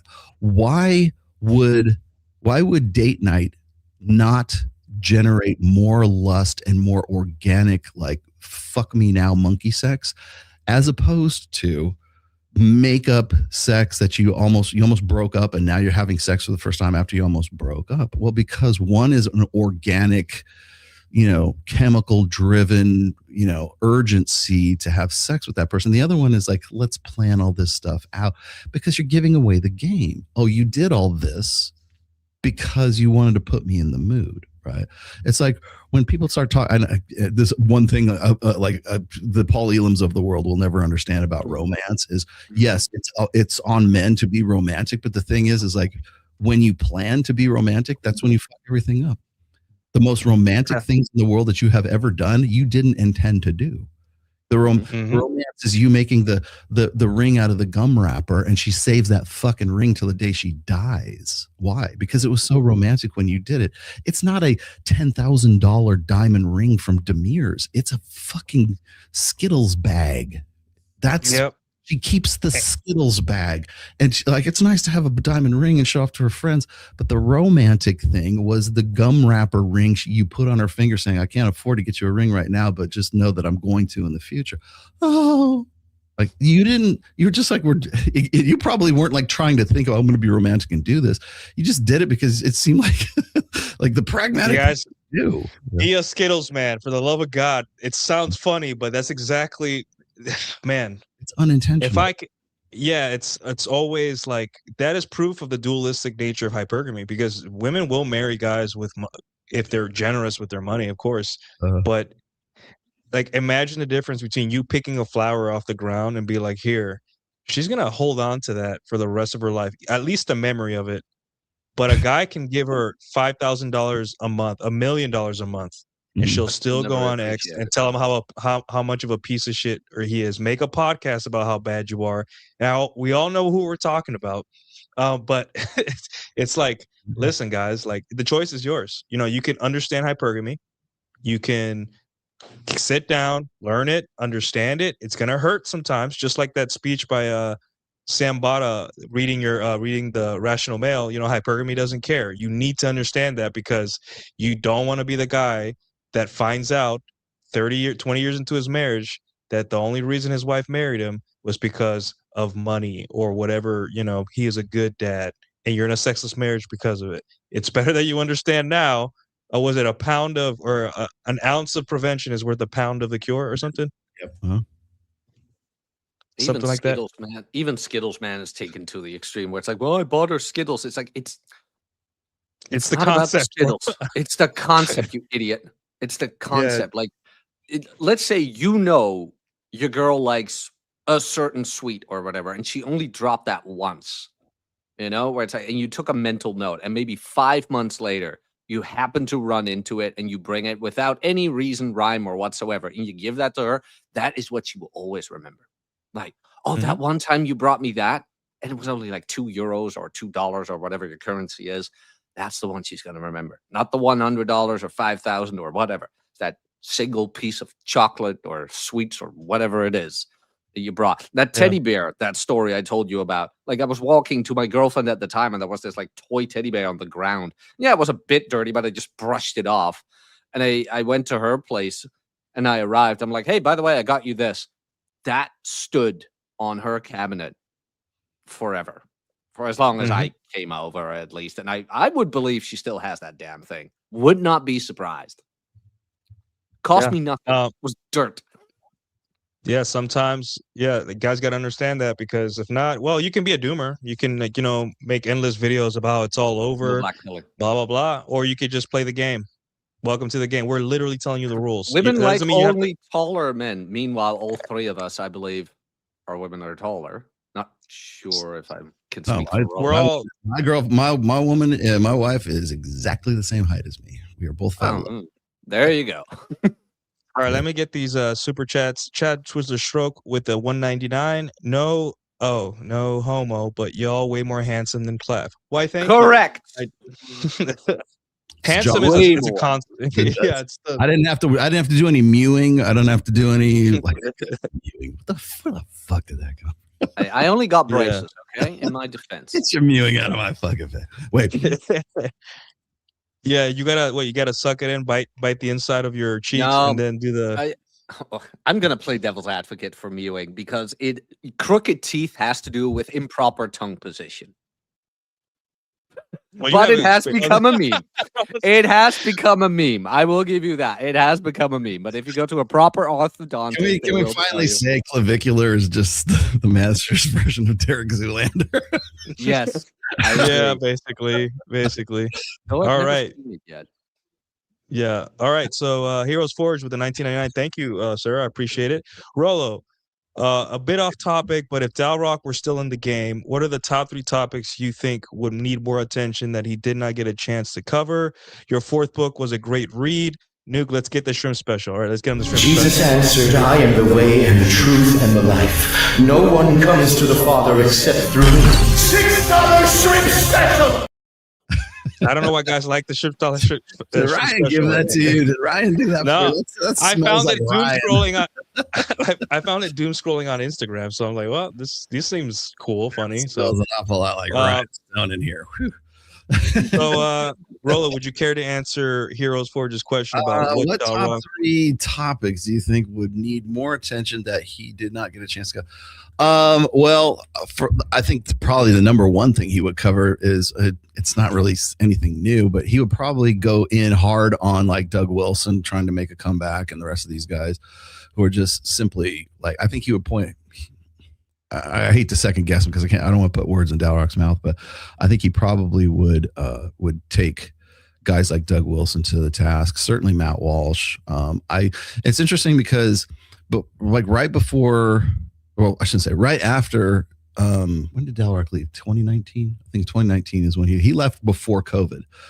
And Royce left like right during COVID. I think 2020 is when Hartis went offline. But no, I think he would. There's this whole new crop of people that he would probably be very hypercritical of.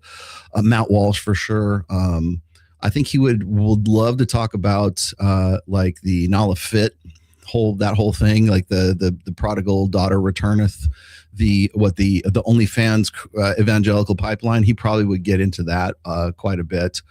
Deddy, by the way, is this guy that used to be one of the probably the best commenters on his blog. He now has Deddy has a DETI, by the way, has a Substack on Substack now. And as soon as he came online, I instantly followed him. Really good writer, really good commenter. I wouldn't say he's a substitute for Dalrock, but he's very thoughtful in those respects. So if you're looking for somebody who's kind of like Dalrock, look up DETI Deddy on Substack. He used to be he and I used to actually go at it not go at it, but we used to have some really good conversations back in the day on Dalrock's WordPress blog. But I would say probably the Nala Fit thing he would talk about. I'm sure he would get into it with. I wouldn't say he'd have a problem with Andrew Wilson, but I think he would probably look at Andrew Wilson as being more proselytizing rather than being concerned about what's red pill and what's not. I know he would get into that. I've been kind of talking about that recently as well. I don't think that I would make my decision to convert to a particular religion based on the fact that this religion has a better track record with marriage or divorce or whatever else. But that's the selling point. It's not about go have a good marriage. It's about convert to my religion. I will probably talk about this on tomorrow's show. It's Jesus smuggling is what it is. It's a more advanced version of Jesus smuggling, which I think was it Richard Dawkins that came up with that, or Christopher Hitchens. I forget who came up with the term Jesus smuggling, but you get into some sort of like innocuous debate about, I don't know, human beings, psychology, sociology, or something like that, and then suddenly it's Jesus. My religion says, and like, oh, I thought we were talking about. No, actually, my whole point to actually debate you is so that I can run you up the flagpole, you filthy atheists. Believe in the Lord and repent of your sins. Like that was the whole reason. And so I'm seeing that in a more kind of clever way. So that might be something that I think Dalrock would talk about today. So I guess that's 3 right there. Fair. Yeah. All right, cool. And then we have a 199 from Chatsworth or Stroke. Rolo, last Saturday caught my biggest river brown ever. Oh, where? What river? Where? From where? Yeah. Where are you getting these, sir? I want to know. Yeah, exactly. Because the only place I can think of where you would get big ass browns like that would be like Jackson Hole, Wyoming at this stage, because it is dry as fuck here. There's no water in the state of Nevada. This is how women talk about men, by the way. How men talk about fishing is how Women talk about men. Where'd you get that guy? Where do I gotta go? Tell me. I can find no big ass dick anywhere here. Yes, it's so dry here. It's Very so dry. So we talked about the straight jacket fallacy. We talked about the semantics of marrying up. We talked about the unicorn myth, not all women. We talked about overemphasis in the manosphere because the incels are like, oh, it's all alpha, it's all if I can't be 6'5", what's the point? And the beta overemphasis on beta, we're like, hey, you got to make more money, bro. You got to stack your cash, and only then will women respect you or something. The thing I think that needs to get just to rewind a little bit, the straight jacket thing, as I said before, like people like tend to only hyper focus on the beta buck side, or they focus on the alpha fuck side, right?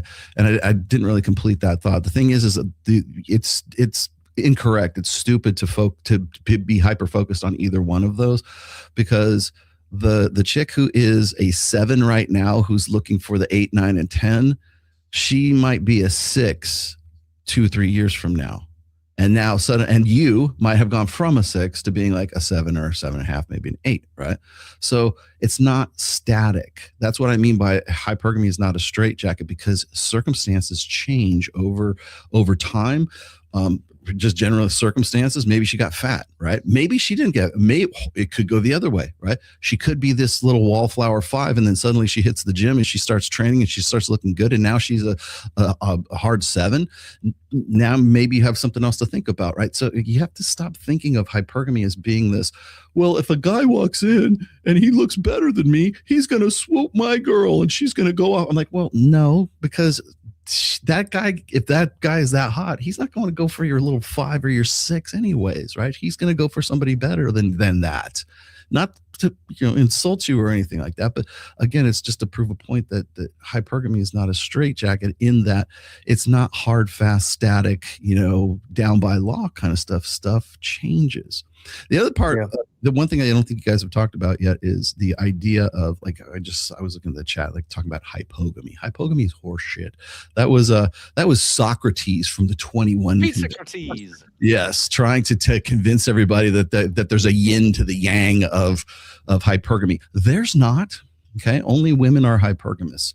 But Rolo, everybody wants the best chick or the best dude that they can get. Yes, human beings all make comparisons. Another great, by the way, this is all from Deddy, by the way, what I'm talking about. Women have attraction floors. Men do not have attraction floors. If a guy is a 6, he wants to get with a 7 and an 8, but nobody's ugly after 2 a.m. So if the guy can get with a 5 that could clean up to a 6, he's probably still going to fuck that chick, right? It's like the Tom Likas. Men would fuck a rock if it had a hole in it. Well, yeah, but the Tom Likas is like this. He says, like for men, sex is like having to take a piss, right? Do you want to take a piss at Caesar's Palace with some nice gold-plated, toilet or some shit like that, and just like have the best pissing experience in your life? Absolutely, you do. But if you really got to go and you're on the 95 in the middle of the fucking Nevada desert, and there's this dirty, grimy ass fucking gas station, and you really got to take a piss, you're going to stop at that gas station and take a piss in that bathroom, right? I'm surprised you let Socrates speak at that point. I didn't. It wasn't my show. It wasn't my arrangement. Remember, it's funny because Anthony Johnson fucked him over too. Anthony Johnson has fucked over everybody who was associated with the 21 convention from like 2017 on. George Bruno has this one picture of like all of us, everybody who was at 2017 and everything. And it's everyone that got screwed over is grayed out. It's grayed out. It's grayed out. He like puts X's over the and it's like everybody except for like Elliot Hulse and like and CGA are like, they're the only ones that don't have like red X's on them. And even Elliot Hulse, I don't think he wants to have anything to do with. I just saw an interview with Elliot Hulse talking about the Manosphere documentary, which actually is pretty complimentary. But the fact is that I think people seem to think that there has to be a yin to the yang of hypergamy, and there's not, because men and women have different mating strategies, sexual strategies, mating strategies. We have different strategies and we have different criteria for them. That's why women are hypergamous. And women will love to tell you, oh, men are hypergamous too. No, every guy, every human being makes comparisons. Like if you have a big fat juicy apple, or you have this kind of like, dried out worm eaten apple, which one do you want to eat? The big juicy one, duh, right? Everybody makes those comparisons, right? But we're not talking about making this is apples and oranges, right? Women have attraction floors. Women do not want to fuck a guy, generally speaking, do not want to fuck guys who are beneath them in sexual market value. So if a woman is a 6, she's looking for a 7, 8, or a 9, or a 10. Hell, if a woman is a 3, she's looking for a 7, 8, 9, or 10, right? So the fact of the matter is you're talking about reproduction, not making comparisons of like sexual experience. Yeah, everybody wants to have a great sexual experience, sure. But the thing is that's a comparison. That's not hypergamy. That's not a mating strategy. So men's mating strategy is opportunistic. We're opportunistic breeders, right? Ejaculate and evacuate. Whereas like for women, it's based on the quality. So when you hear like guys cry about hypergamy and they're talking about like, well, women can spread their legs for anybody and they can get sex whenever they want to. Yeah, they can. But do they? No, because it's quality control. They want to get with the best experience they can. Men and women are not the same. Yeah, we're not the same. And so but what gets me though, Nuke, is like everybody thinks we have to be. It's this egalitarian, equalist mindset. Even guys who are like, ostensibly red pill, right? They'll still think that maybe there's a yin to the yang. It's like, no, and it's okay. Sometimes the equation isn't balanced. Sometimes there are actual double standards and there's nothing you can fucking do about it because that's just the nature of the fucking world, right? There isn't always balance in the force. There isn't always a yin to the yang, okay? Sometimes it's just fucking yin. Sometimes it's just fucking yang. And depending on whether or not you're on the sharp end of the stick or you're benefiting from it, that's all that really matters. But there doesn't have to be some balance to it. Guys, when we talk about women, or we say something that's even sort of semi-unflattering about women, you want to know, here's how you determine somebody's mental point of origin, is if that guy feels compelled to tell you, well, yeah, women are like that, but men do it too, and men are even worse. Or there's hypergamy, but there's also hypogamy. No, there's not. There isn't. There doesn't have to be a yin to the yang. And the very fact that you feel compelled to do that tells me that women are your mental point of origin and not you, because you're not even open to the concept that could even exist. And they constantly want equality, right? It's that blank slate equalism. I was like, can we just be different? Is that so? Yeah. It's because granted, we've been taught that should be egalitarianism, should be the best way to organize society since the last 4 generations, right? And that's why we're taught about it in school. We're taught about it in religion. Do unto others as you do unto yourself, right? Or you see this, think of others before you think of yourself. Well, what are those others doing, right? We're all supposed to be equal. No, you're not. It's always at your detriment. Whenever they say, the egalitarian equalism is men and women are equal at your expense. That's the thing. Like, it isn't like they're not telling women, hey, pay for the first date, because men and women are equal. It's men still got to pay, but men and women are equal. Or men still got to die in war, but men and women are equal. Or, hey, men still got to pay child support, but men and women are equal. I'm like, okay, it is at your expense. I saw an article the other day where it's like millennials are going into debt from dating, right? And I thought, millennials or men? Because women are paying for dates, right? Like men are going. So so every time in art, and the same thing with academia, every time there is something that paints women in an unflattering light, it changes to a man and woman problem, not just a woman problem. Oh, that's why the hypergamy comes in. And like, for example, they'll confuse a guy who at 22 had a frumpy girlfriend. The girlfriend dumps him, or he dumps the girlfriend. He levels up for 10 years and he gets a slightly hotter girl because now he's more attractive. And they say, well, he traded up. I'm like, no, he got better. Whatever he can get got wider because he got better. Women can do this at 18. I can't do it at 18 without, maybe an exceptional level of game or whatever outside influence. But yeah, guys are confusing that. And also, it sounds nice for women to say this because it's the egalitarian equalism thing again. Oh, men and women are the same. I'm like, no, we're not. We're never, and we won't ever be. We are not the same. And thinking like this is at your expense. It's not at women's expense. It's at your expense as a man. So you got to understand that they're pulling the wool over your eyes. And you know who does this the most? Christian men. And that's why they're like, oh, women are empty vessels. And I'm like, well, why can't I be an empty vessel? Why can't I be forgiven? Why can't I be like Sterling Cooper and do porn and do all that stuff and then be a pastor and get a podcast tour and get absolved and do a speaking tour? Why do OnlyFans girls and former USA's Women's Ministry Day? Yeah, why can't I be Red Pill and then walk into TPUSA and talk about God? Why can't I do that?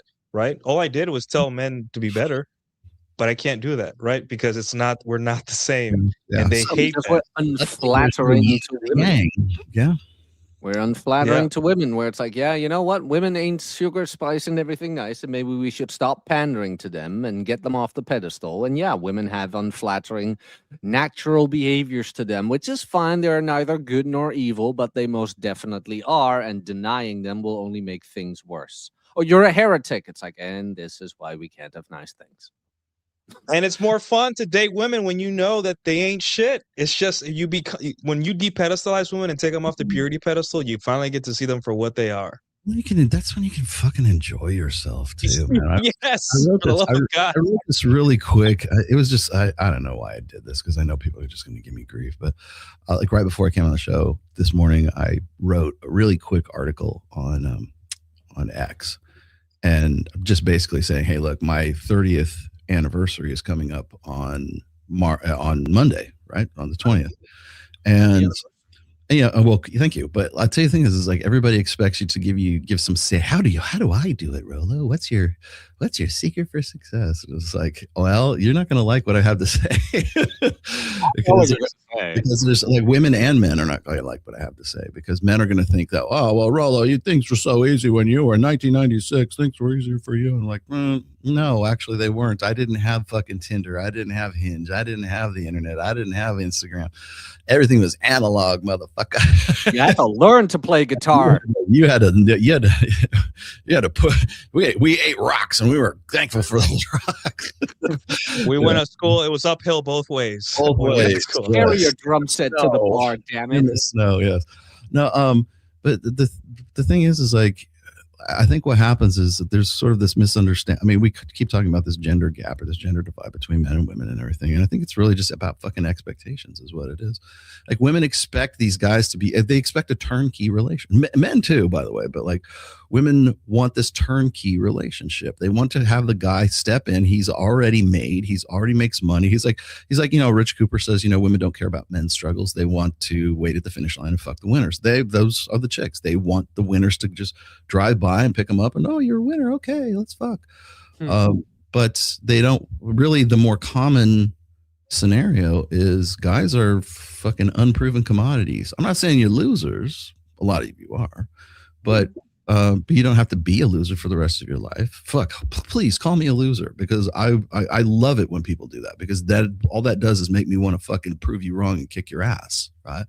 But guys don't have that. Maybe it's a generational thing. I just don't think guys have that sort of like, ass kicking gene anymore. But we constantly say, like we were just talking a minute ago about like egalitarianism, and I think one of the things that like people can sort of wrap their heads around the participation trophy generation, right? It's like everybody deserves to be a winner, everybody's special, blah blah blah. Everybody gets a trophy kind of thing, and that mentality gets you nowhere. You need to have a drive to want to fucking win, right? When I gave this comparison, like I said, look, when I met my wife, I met her in a club, and my friend's band was playing, and I'll probably go into more detail tomorrow on my show. But long story short, I met her in a place where I'm not supposed to meet a quality woman. I didn't meet her at Bible study. I didn't meet her at Barnes and Noble. I didn't meet her at Starbucks or some coffee shop. And a coffee shop. I didn't meet, like where are the quality? You didn't meet him at a TP USA event USA. in a hotel room. Yeah, right. Ask Elijah Wood where the quality or I didn't Elijah meet her Wood. on a podcast. Elijah Schaefer. Yeah, ask Elijah Schaefer where the quality women are. Oh my Lord. Yeah. Yes. But where are the ass eating women? Elijah? God, That's why did he have to post that? I can't wait for that podcast, man, where Elijah Shaver just gets drunk on this podcast. And like, let me tell you about Sarah Stock. It's that coming. Tongue, man. It's coming. And he's here in Frisco. He's 20 minutes away from me. It's Oh coming, my God, man. Ryan is gonna have a field day with that. Oh my God. Yeah. So I'm trying to point out the fact that like I met and by the way, I didn't look at my then girl, soon to be my girlfriend. I didn't look at her going, I wonder if she'd be a good wife. I wonder if she'd be a good a mother to my children. I wonder if she. No, man. She was hot. I wanted to tap that ass. That's all my thinking was. How did you vet for your wife? From day one, from the minute you met her. Like, How long did you date before you made it official anyway? Official? Well, we were, both of us were dating other people. We were dating non-exclusively. I had a roster. She was seeing at least one other guy, maybe two other guys at the same time. And then one time she liked seeing me more and more and more. And then I was actually one of the girls who was in my roster actually worked at the same hospital she did. Uh-oh. Nice. That's where she got all the good information. That's where she got all the good information from. And I honestly, at that point, I was like, because I just got out of the BPD relationship and I could give two fucks what happened, right? Because I was just like, maybe that's why I was so attractive at the time, because I was just, I don't fucking care, right? But what's funny is like there was supposed to be this like it was called crab feed, right? Like they would get like the fire department, the hospital workers, and the police people, all the public servants of the area that we were in at that time. And they would have this big giant crab feed and a raffle and I don't know, some sort of charity benefit kind of thing. And the chick I was with, I was seeing at the same time I was seeing my wife. They both worked at the same hospital. The other girl asked me to go to this thing, and I go, let me get back to you.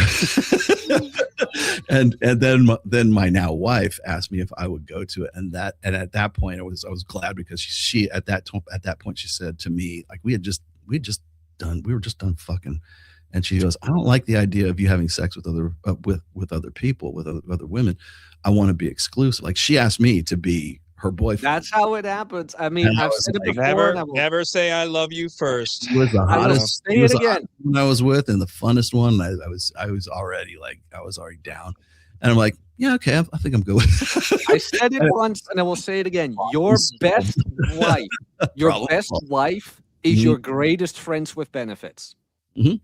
Yeah, and it has been proven so to this day. Like I still have fun, active, enthusiastic sex with my wife, even in our late 50s, right? So I'm just like so I'm writing this article and I'm thinking about like all of these, like there's just so much fucking pretentious bullshit that goes around. Like, how do you have a good relationship?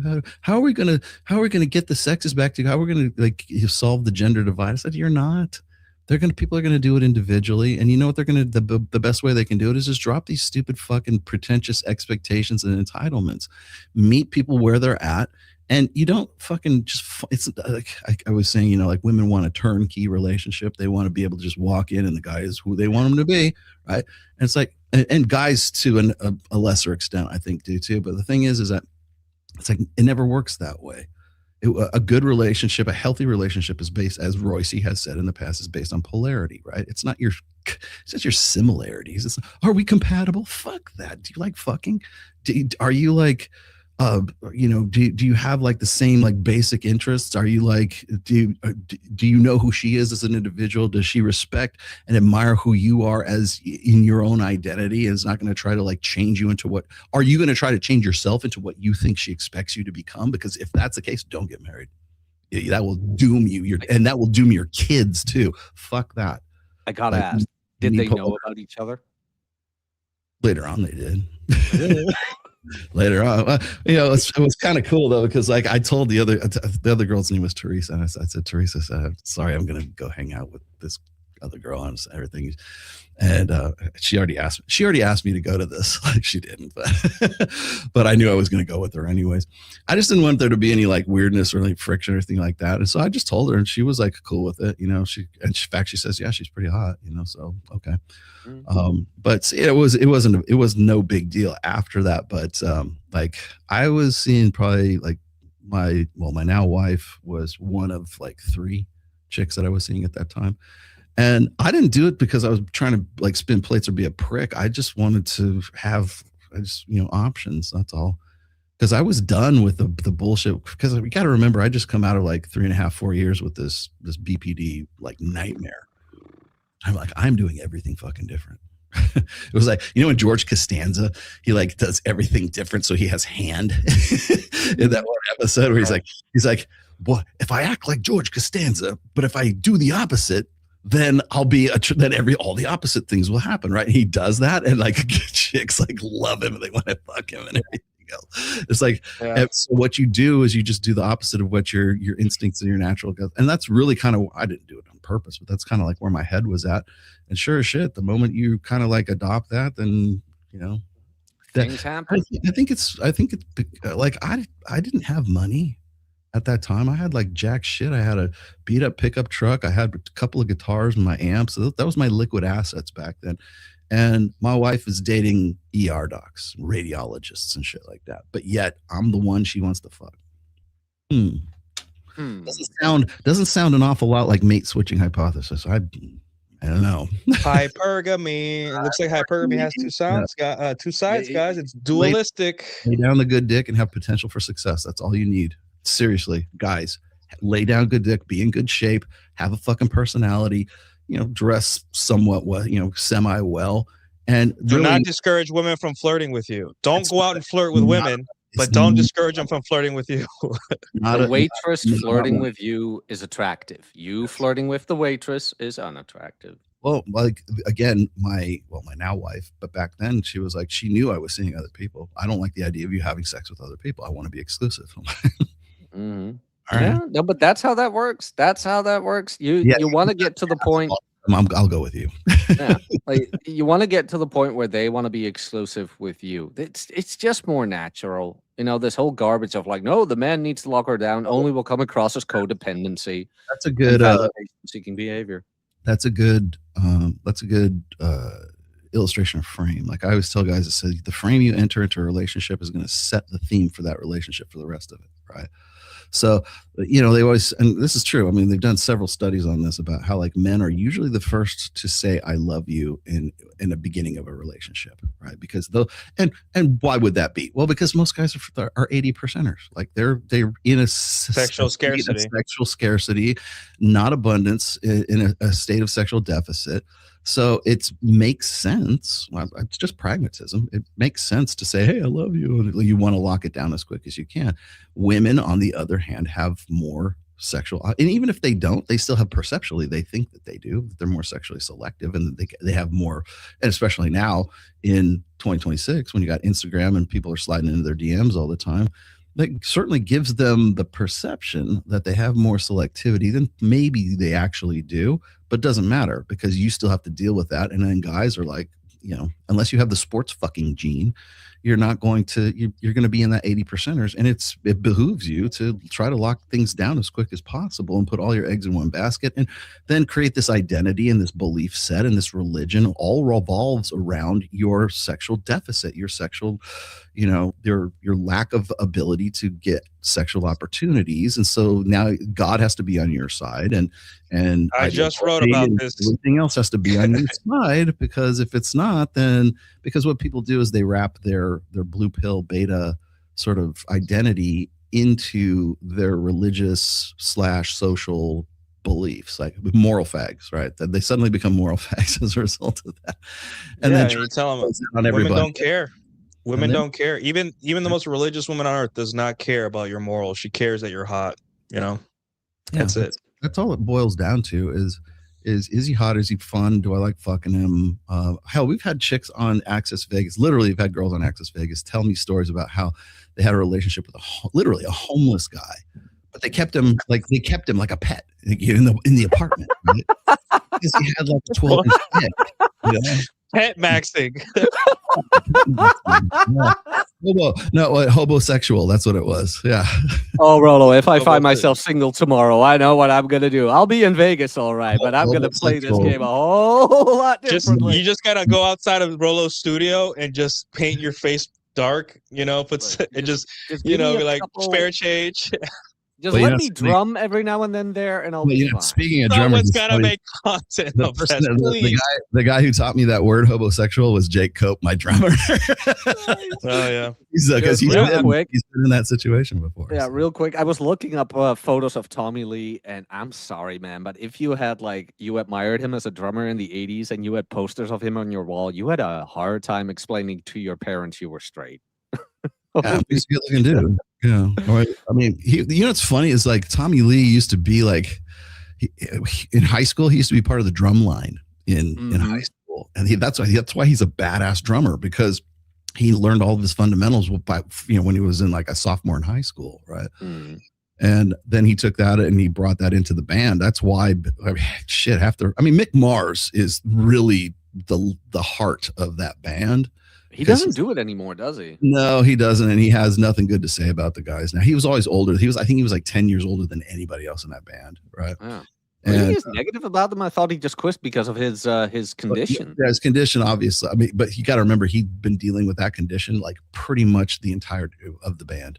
Like he was diagnosed with that when he was like 35, I think, somewhere in there. And yeah, I mean, just had a real tough time of it. But he was the guy who came up with the song. I mean, not to take anything away from Nikki Sixx or these guys, but like the thing is like he was the heart of that band as far as the composition of the music was concerned, and did a very good job out of it, obviously. But like you look at, I mean, Nikki Sixx as a bassist, he's not the greatest musician in the world. He does write good songs though. He's a good songwriter. Tommy Lee isn't even that. Rely on Vince Neil for songwriting. No, but I mean, Tommy Lee isn't even that technical. And you and I have talked about this before. It's about moving air. Like I saw Dave Grohl twice in Them Crooked Vultures as a drummer. You don't hear him. You feel how he plays drums. Well, that's why and he's not very technical. It's mostly all 4 beats and 3 beats, but just same as John Bonham. Although Bonham, the argument could be made because he used to be a jazz drummer. He was pretty technical, but what he played in Zeppelin wasn't all that overly complicated, but it just hit. I watched that. He's no Travis Barker. So Jake Cope, my drummer in my band, his son is like just probably one of the most phenomenal drummers I've ever encountered. The guy is just that fucking good. Another kid that played in drumline. He just turned 21 and came to Vegas actually. But we went to the rehearsal studio. It was him, one of his friends, and then Jake himself. And they got all their drum sets set up like all facing each other. And I guess this is like how they do drills and stuff, like how they do practicing and stuff. I guess maybe it's like leftovers from the drum lines when they were in high school, right? And it's just you come up with a new beat. It's 4/4, right? Boom, and they get like 8, and then they pass it to the next guy. The next guy does 8, pass it to Jake. Jake does 8, pass it back to his son, right? And it was one of the. I felt like I was watching a show, right? I felt like I was watching some kind of like drum show or some shit like that. It was just amazing. I'm glad I videotaped it too. It's on my Instagram if you want to see it. Wait, it is? Mm-hmm. Yeah, there's a video. There's a whole video of it. Let me All right. Let's get this super chat. Chad through the stroke with the 199. A small hidden creek in the Mitten State, man. Okay, he's talking about that fish he caught earlier. Nice. And then Lee had a super chat too. Yes, $5 1 cent super chats. Lee R. Silver, how you doing, sir? Guys, follow Lee on Substack. He writes anime reviews, and that's cool. Might be a bit too abstract for this, but would you say that the drive to win has to be something you have, or a skill you just need a few wins to develop? I think Rollo, what he's talking about is how do we shake men out of apathy into wanting to win? I think that's what he's talking about, like apathy versus wanting to win. Okay, I'll. God. See, the thing is, if I can't motivate you, who fucking can, right? That's what it boils down to. Like I've said on a couple of occasions, sometimes I think it might be a chemical imbalance. Like that's one of the reasons I'm kind of glad like the US military wants to give us TRT now.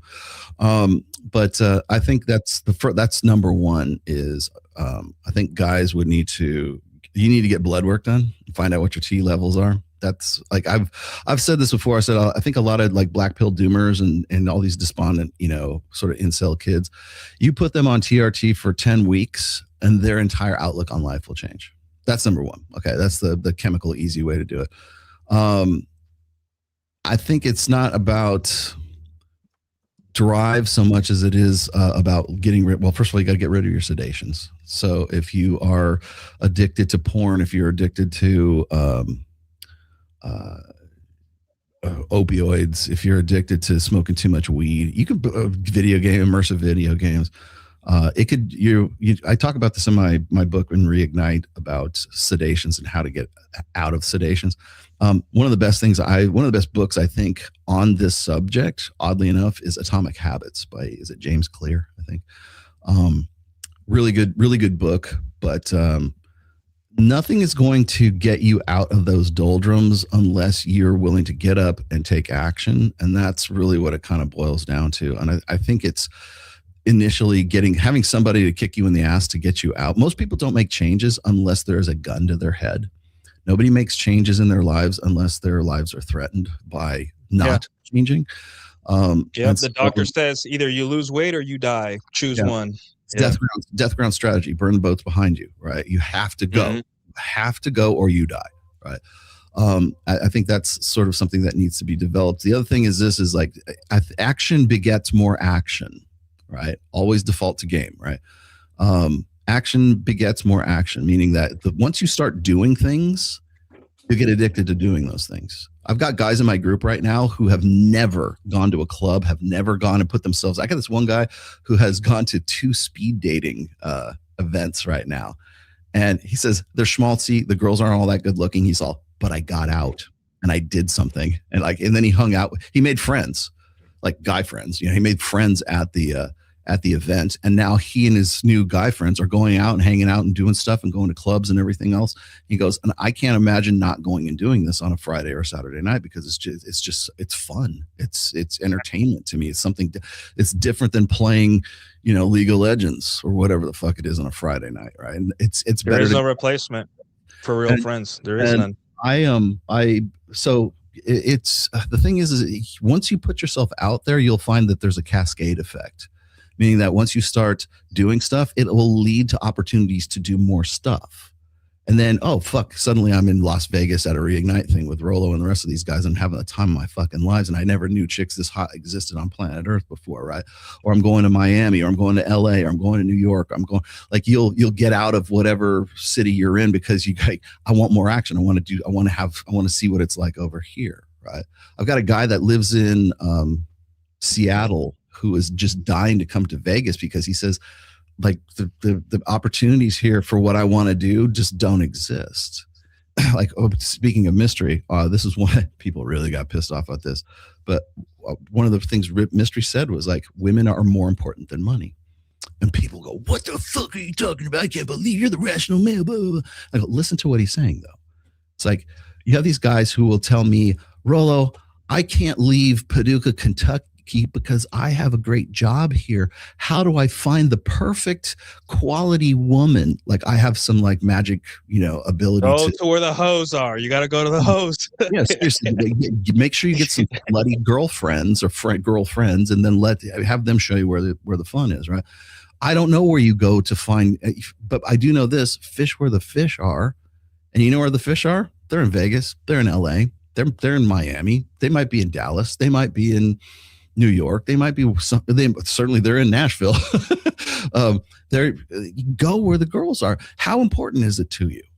That's what he meant. That's what Mystery meant by that comment. He's like, how important is it to you? How important is it for you to find you want a girlfriend? You want a wife? Or do you want to up your notch count? Great. Well, how important is that to you? Will you spend some money to go on a vacation and go check out Vegas? Right. Mm-hmm. So money is more important or women are more important than money. Right. Because how bad do you want it? Oh, clearly you don't want it bad enough to leave Paducah, Kentucky, even for a vacation. right? So it's like, yeah, I mean, the whole thing about like, how important is it to you to have that drive? Well, once you'll find this is once you start getting out and you start taking action, action begets more action. The other thing I love is this is like when people talk about, well, I gotta resolve my inner game issues before I can go out and do something. No, you don't, because your outer game will solve 90% of your inner game. Mm-hmm. There's nothing more therapeutic than you having success with a chick, a hot girl that you've never met before, and she just wants to fuck you like you've never been fucked before. Guess And what? in the arena. All of your unhealed issues, they suddenly, that's what I'm saying. Like, guys think they have to be this ironclad, perfect. Like, I have approached a girl with my dog's pee stains on my pants, and I just said hello because I'm like, and right there, a big inflection point in guys' lives is they all like with finance, with everything. It's like, I wish I started sooner. I wish I just would have done it, just taken the leap. Like, dude, just do it. Just do it. But I mean, that's kind of my problem with this question. Would you say the drive to win has to be something you have? Yes, of course you want to have the drive to win. Then why else are you doing it? Here's the thing. You already have the drive to win. You wouldn't be asking. You wouldn't be asking to question if you didn't have some sort of ambition enough to say, you know what, I got to find this out for sure. Let's ask Rollo. You want my permission? Yes, go forth, my son. Vaya con Dios. Go out to Vaya con Dios. Grok. Is this true?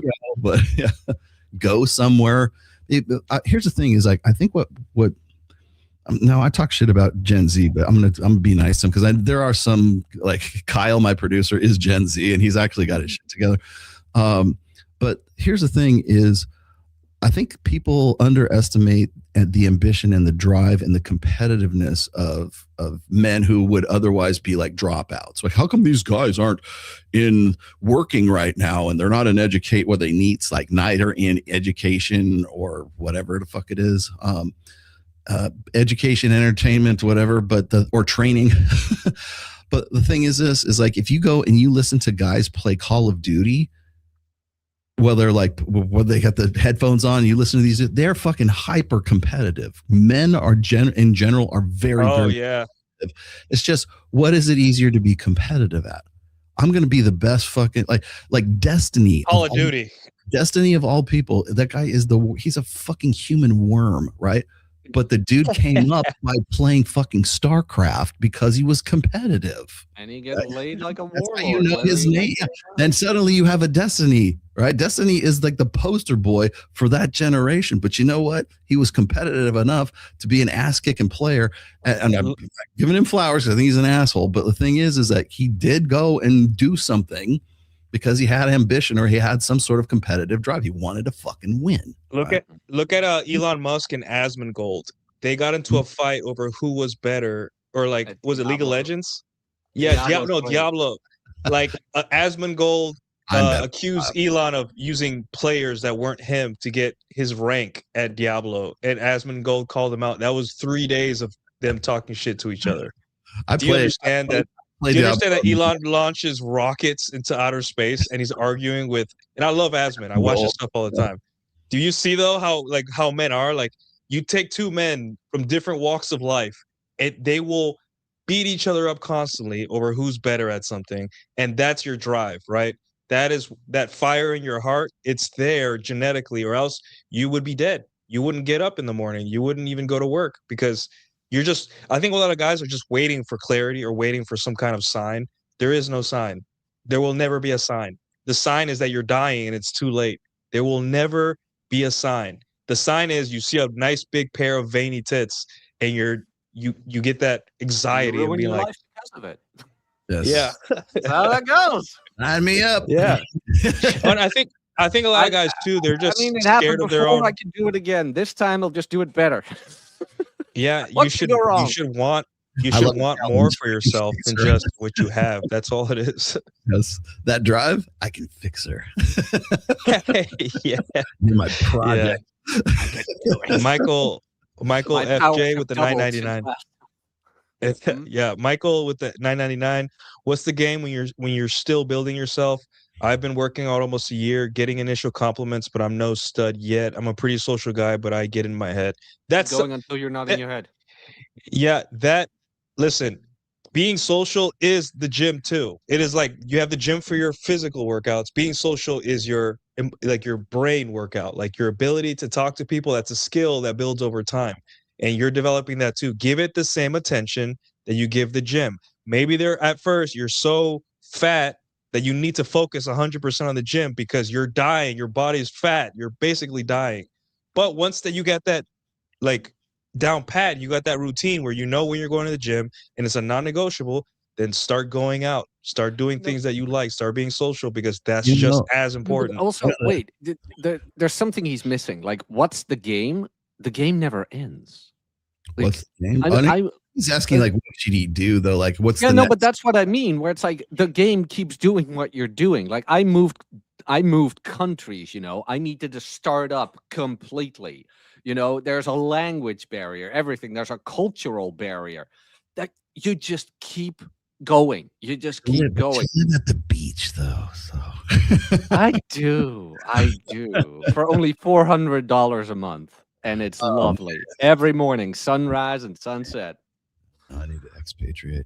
And I was gonna say is like, here's the thing. Are you still fat? Yeah, there's the treadmill. Run until you're thin. That's Oh, it. do I have a story for Until you? you're thin. So here's what you do. I'm no stud yet. Well, okay, go back to work. Let's go here. Here's another. I'll say it again. Go read Atomic Habits, right? Because you will make big changes with small habits, with small increments, right? It doesn't happen all at once. God damn it, man. And I'm not saying this guy, maybe this guy is not who I'm talking Oh, about. Michael's good people. There's so many fucking guys that are like, oh, I took Mike's course and I wasn't an overnight stud. I'm like, yeah, because it's like teaching you a process, asshat. You're a white belt. You don't get to, I'm not giving you the black belt course for $1,500, right? I'm giving you, here's how you can go from white belt to green belt, and then maybe you get up to red belt and then maybe you get to black belt, whatever the fuck it is, right?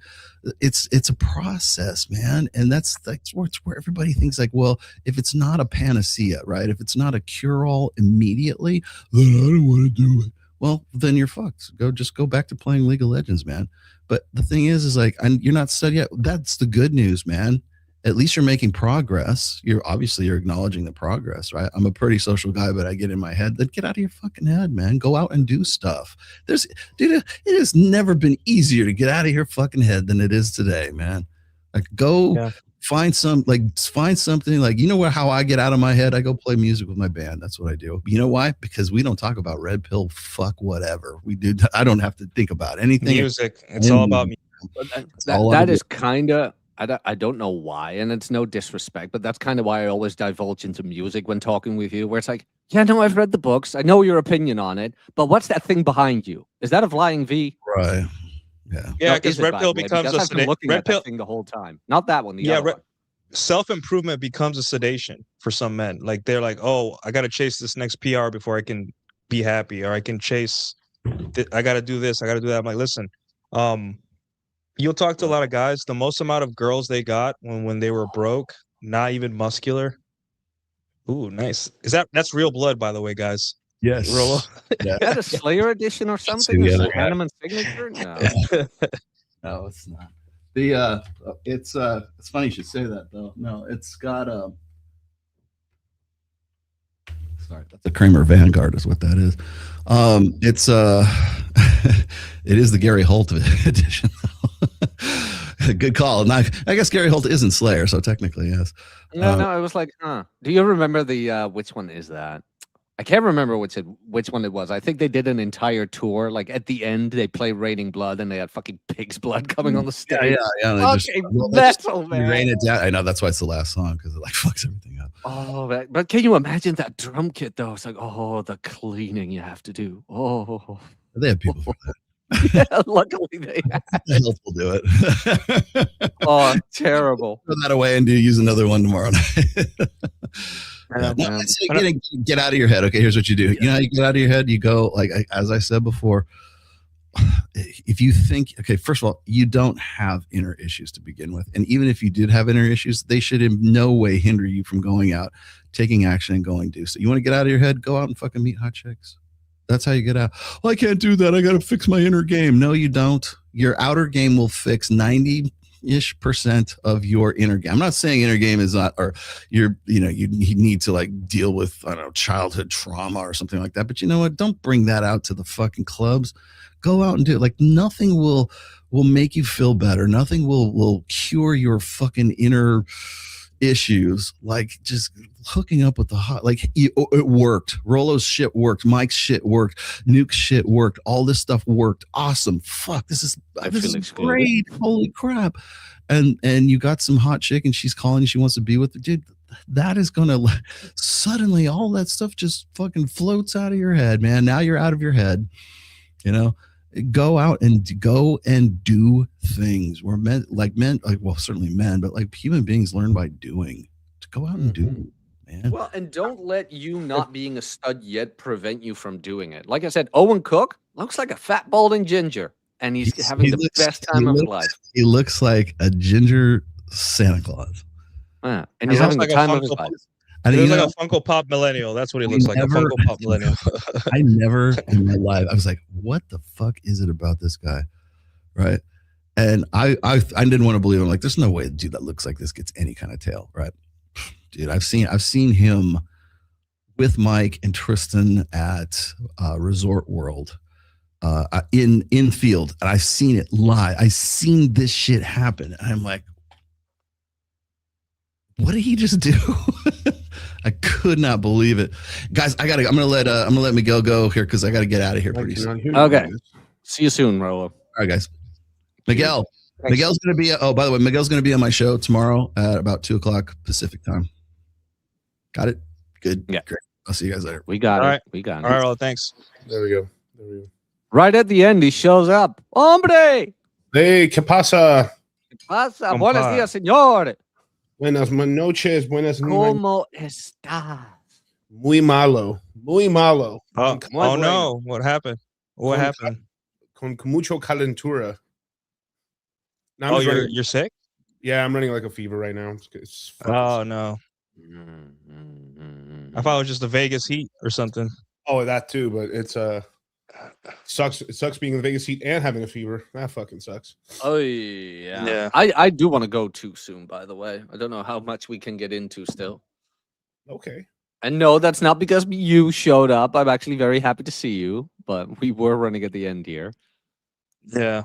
Well, what do you got to say about what do you guys in your groups, Miguel? What is the biggest misconceptions they have about hypergamy? Like, what do they always fuck up when understanding this red pill stuff? I mean, it depends on the level of like how well they know it. Like we've had guys who are kind of already like red pill adjacent, and so they kind of know what it is, right? Mm-hmm.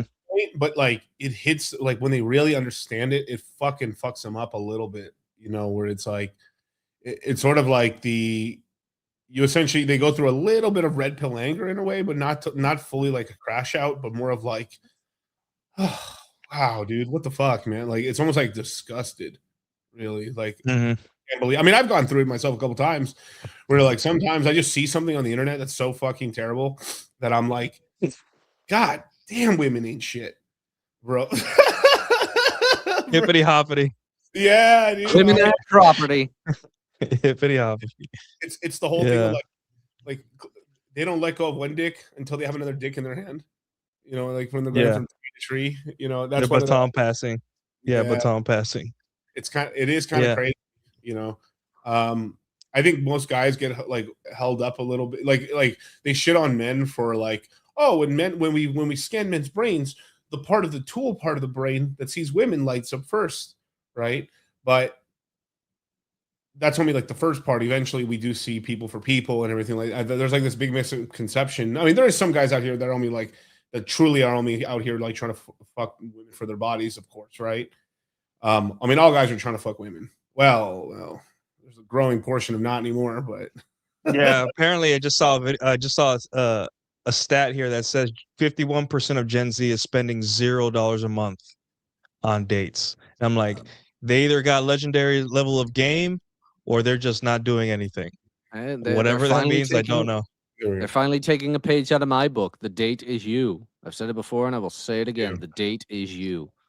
I'm gonna go ahead and say they're just not trying. I don't know. That's something More tells for me that me. most men aren't trying. More Yeah. for me.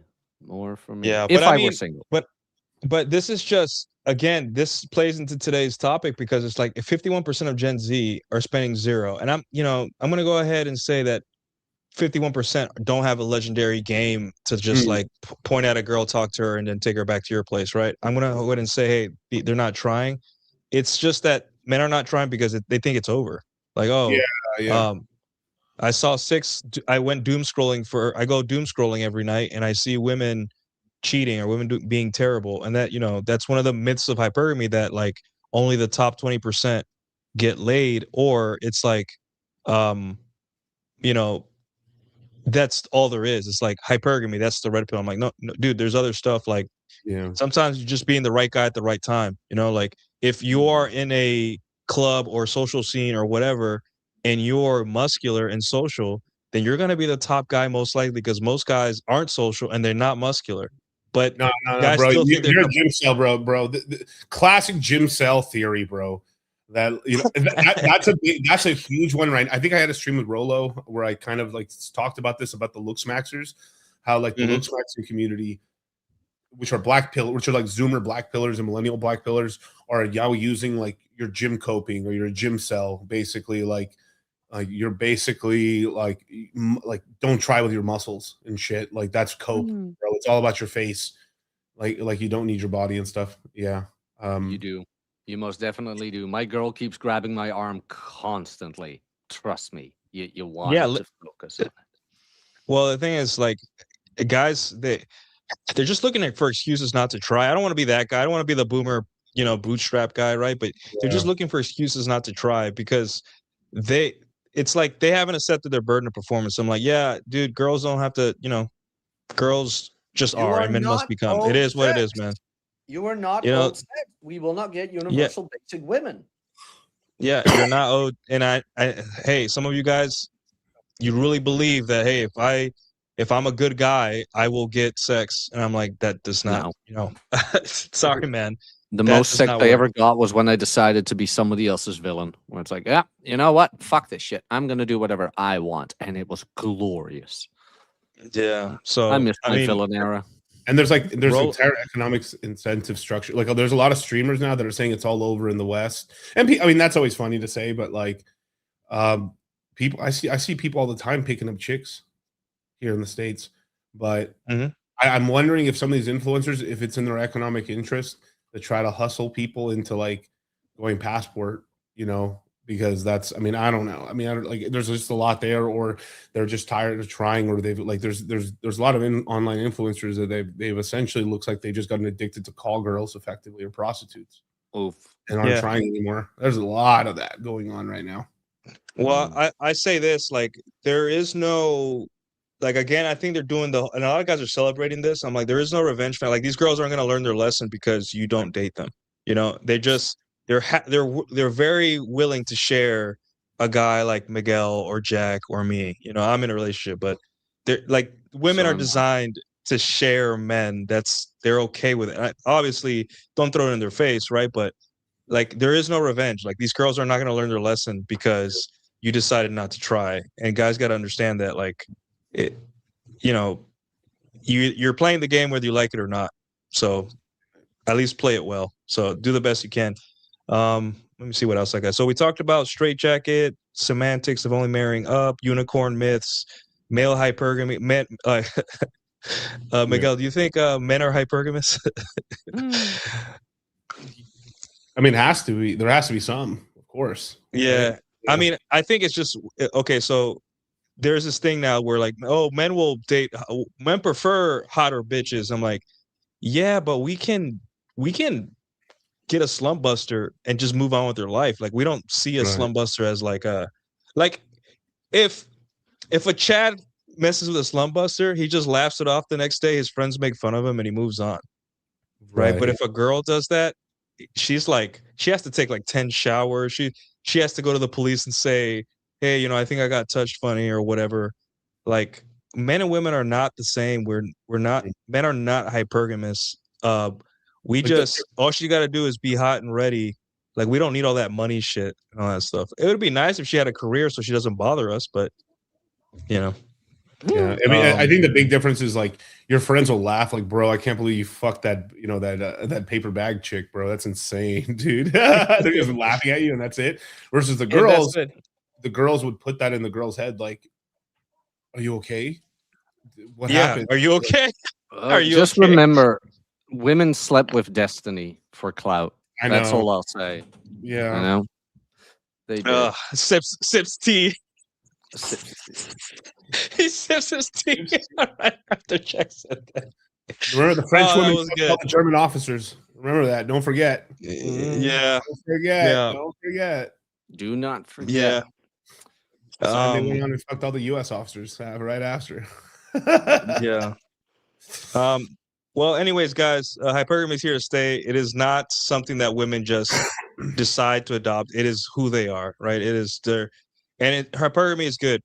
Hypergamy works for you. You just gotta play the game, right? There's a game to this, and you're gonna be playing it till the day you die. Ask people, go to an old folks' home. Women are still shit testing those old men.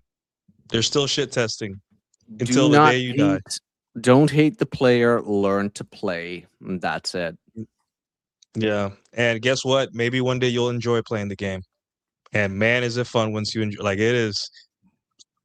For you guys that are giving up and say hypergamy this, hypergamy that, when you guys like figure it out and you start being able to move within this system, it's just you become you get a muse mastery. You're like, okay, you just everything girls do, you just laugh it off. Everything. Well, is just speaking of which, I got some Donkey Kong Bonanza to play after this. Okay, yeah. So guys, let's get out of here. Oh, by the way, me and Miguel and Charlie spoke yesterday. Was it? Yeah, yesterday. Yeah. So guys, check that out. Good stream. And yeah, it's a good stream. It was a fun stream. And Miguel, you got any besides the course? You got anything else dropping? Yeah, I'm gonna be doing a stream with our man here, Jack Napier, very soon as well. Monday fun day. Let's fucking go. It's gonna be awesome. It's gonna be great. The best live stream on all of YouTube, and every man who is not there is labeled a beta male, and you will not pass on your genes if you are not there. Monday, 11 a.m. Central. Don't be a cuck. Oh, now you put it that way. Now you put it that way. All right, I'll try to watch it. And all that stuff. So, all right, Jack, what do you got going on besides Monday? You got a new article, right? I don't have a life besides Monday. No, I do. Yes, I do have a new essay.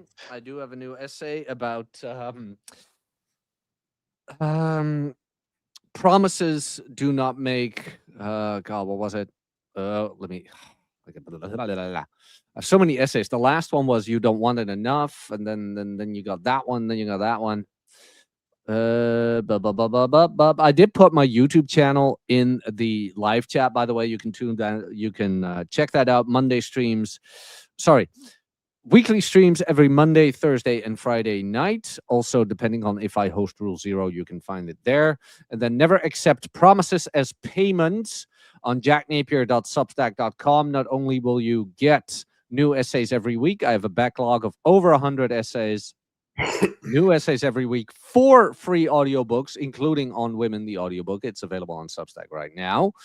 Private community and monthly Q&As with anything finance, fitness, and dating-related topics. Also, my book, On Women, out now on paperback and Kindle, and will be released to the public on audio on August 1st on all available platforms. But if you want it sooner, you can go to jacknapier.substack.com. And that is all the filthy shilling from me. Give me my shekels. Shalom. All right, guys, I have a new Substack article. I'll put it in the chat here. Oh wait, I already did. And we'll see you guys next time. All righty. Peace out. Like and subscribe.